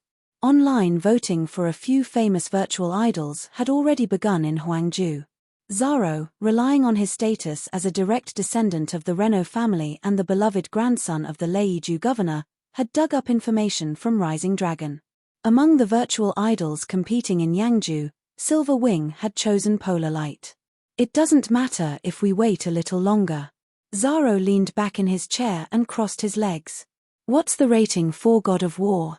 What about King of Snipers? 8.2. Ha ha ha ha. Zaro burst out laughing. Zaro's agent had a gloating smile on his face. Why was he so happy? Because the rating for God of War was rising, while the rating for King of Snipers was dropping. It had dropped by 0.4 in 3 days. For a movie that had a good reputation, it was a shocking drop. Someone commented online, I don't know why, but when I watch King of Snipers, I can't help but think of the soundtrack for the final battle in God of War. Actually, the soundtrack for King of Snipers isn't bad, but after watching God of War, I feel like it's lacking something. It was like eating a dish with a strong flavor that stimulated the taste buds, and then eating a dish that was meticulously prepared but less flavorful. The taste was a little different. Many people searched the internet for information on the soundtrack for God of War. They even asked Wireless Media to release the soundtrack as a single, but Wireless Media never responded. That is, until someone revealed that the most memorable soundtrack in God of War was actually one of the movements in a series released by a virtual idol from Yangju. Yangju? They actually found someone from Yangju? What's the name of the virtual idol? What's the title of the soundtrack? Let me search. Polar Light, Yenzhou's Polar Light. The soundtrack is from the 3rd movement of the 100-year period of destruction, mission. Oh, right. In Yangju, all 3 movements of the 100-year period of destruction series are available for download, and it only costs 1 yuan. This kind of copyrighted music is actually available for download in Yangju. We can forget about it here in Leiju. Many people were envious of Yangju. This kind of copyrighted music was usually custom-made. Other than in commercials and movies, it couldn't be found on public platforms. If you wanted to listen to it, you had to watch the commercials and the original video, unless the production company released another single. At this point, some people thought of Zaro, the dumb but rich young master. Let young Master Zaro buy it. We've already bought the soundtrack. Let's buy the other copyrights as well. That way, everyone can listen to it. Zaro read the comments and thought to himself, I want to buy it too, but Silver Wing isn't selling. Although a lot of people were interested in the score online, not everyone was willing to watch God of War for it. Leiju did not have access to Mission either. Even if they had access to Yenzhou's music platform, they would only be able to listen to the first 2 movements. The 3rd movement was out of the question. Silver Wing had set up restrictions that prevented people outside of Yangju from listening to it. Just when people in Leiju thought they would never hear about Mission outside of the movie, a video went viral on the internet. The video was called Call of Mission, Yenzhou's Army Shocks the World. Yenzhou's military had selected rarely seen footage of the 3 armed forces training and combat. The filming technique was sharp and impactful, especially the part about the Air Force. It was gorgeous and domineering, and the soundtrack was like a stroke of genius. It made people's blood boil after watching it and made them want to rush to the battlefield. The video was a hot topic on the internet. Many people compared their own military's promotional videos and realized that, while it was fine on its own, compared to the Yangju version, it was a little weaker. Rongzhou netizens were so shocked that they dropped their melon seeds. Shocks the world. Did they ask our Rongzhou? Rongzhou was one of the 8 major continents and the 4 special continents. Yangzhou was one of the 8 major continents, and Rongzhou was one of the 4 special continents, home to the world's largest military training base and the headquarters of the Allied forces. The entire continent was under military management. Most of the people living there were descendants of soldiers, and the schools, from primary schools to universities, were all military schools. It was widely recognized as the continent with the strongest military power. No wonder people in Rongzhou were dissatisfied with the Yangzhou military promotional video going viral. Call of mission? This is a fucking military recruitment video. Be more direct. Be more direct with your advertising. Yangzhou's military district is a small place, and it dares to call itself shocks the world.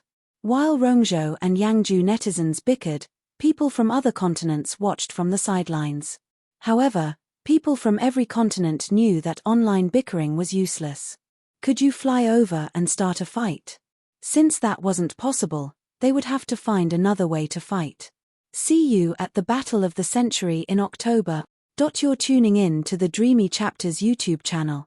We're so grateful for your support, and don't forget to subscribe to join us on this incredible journey through captivating stories. Your generosity through donations truly makes a world of difference, as it's the primary source of revenue that allows me to expand and enhance this channel for you. Thank you from the bottom of my heart for being a part of this adventure.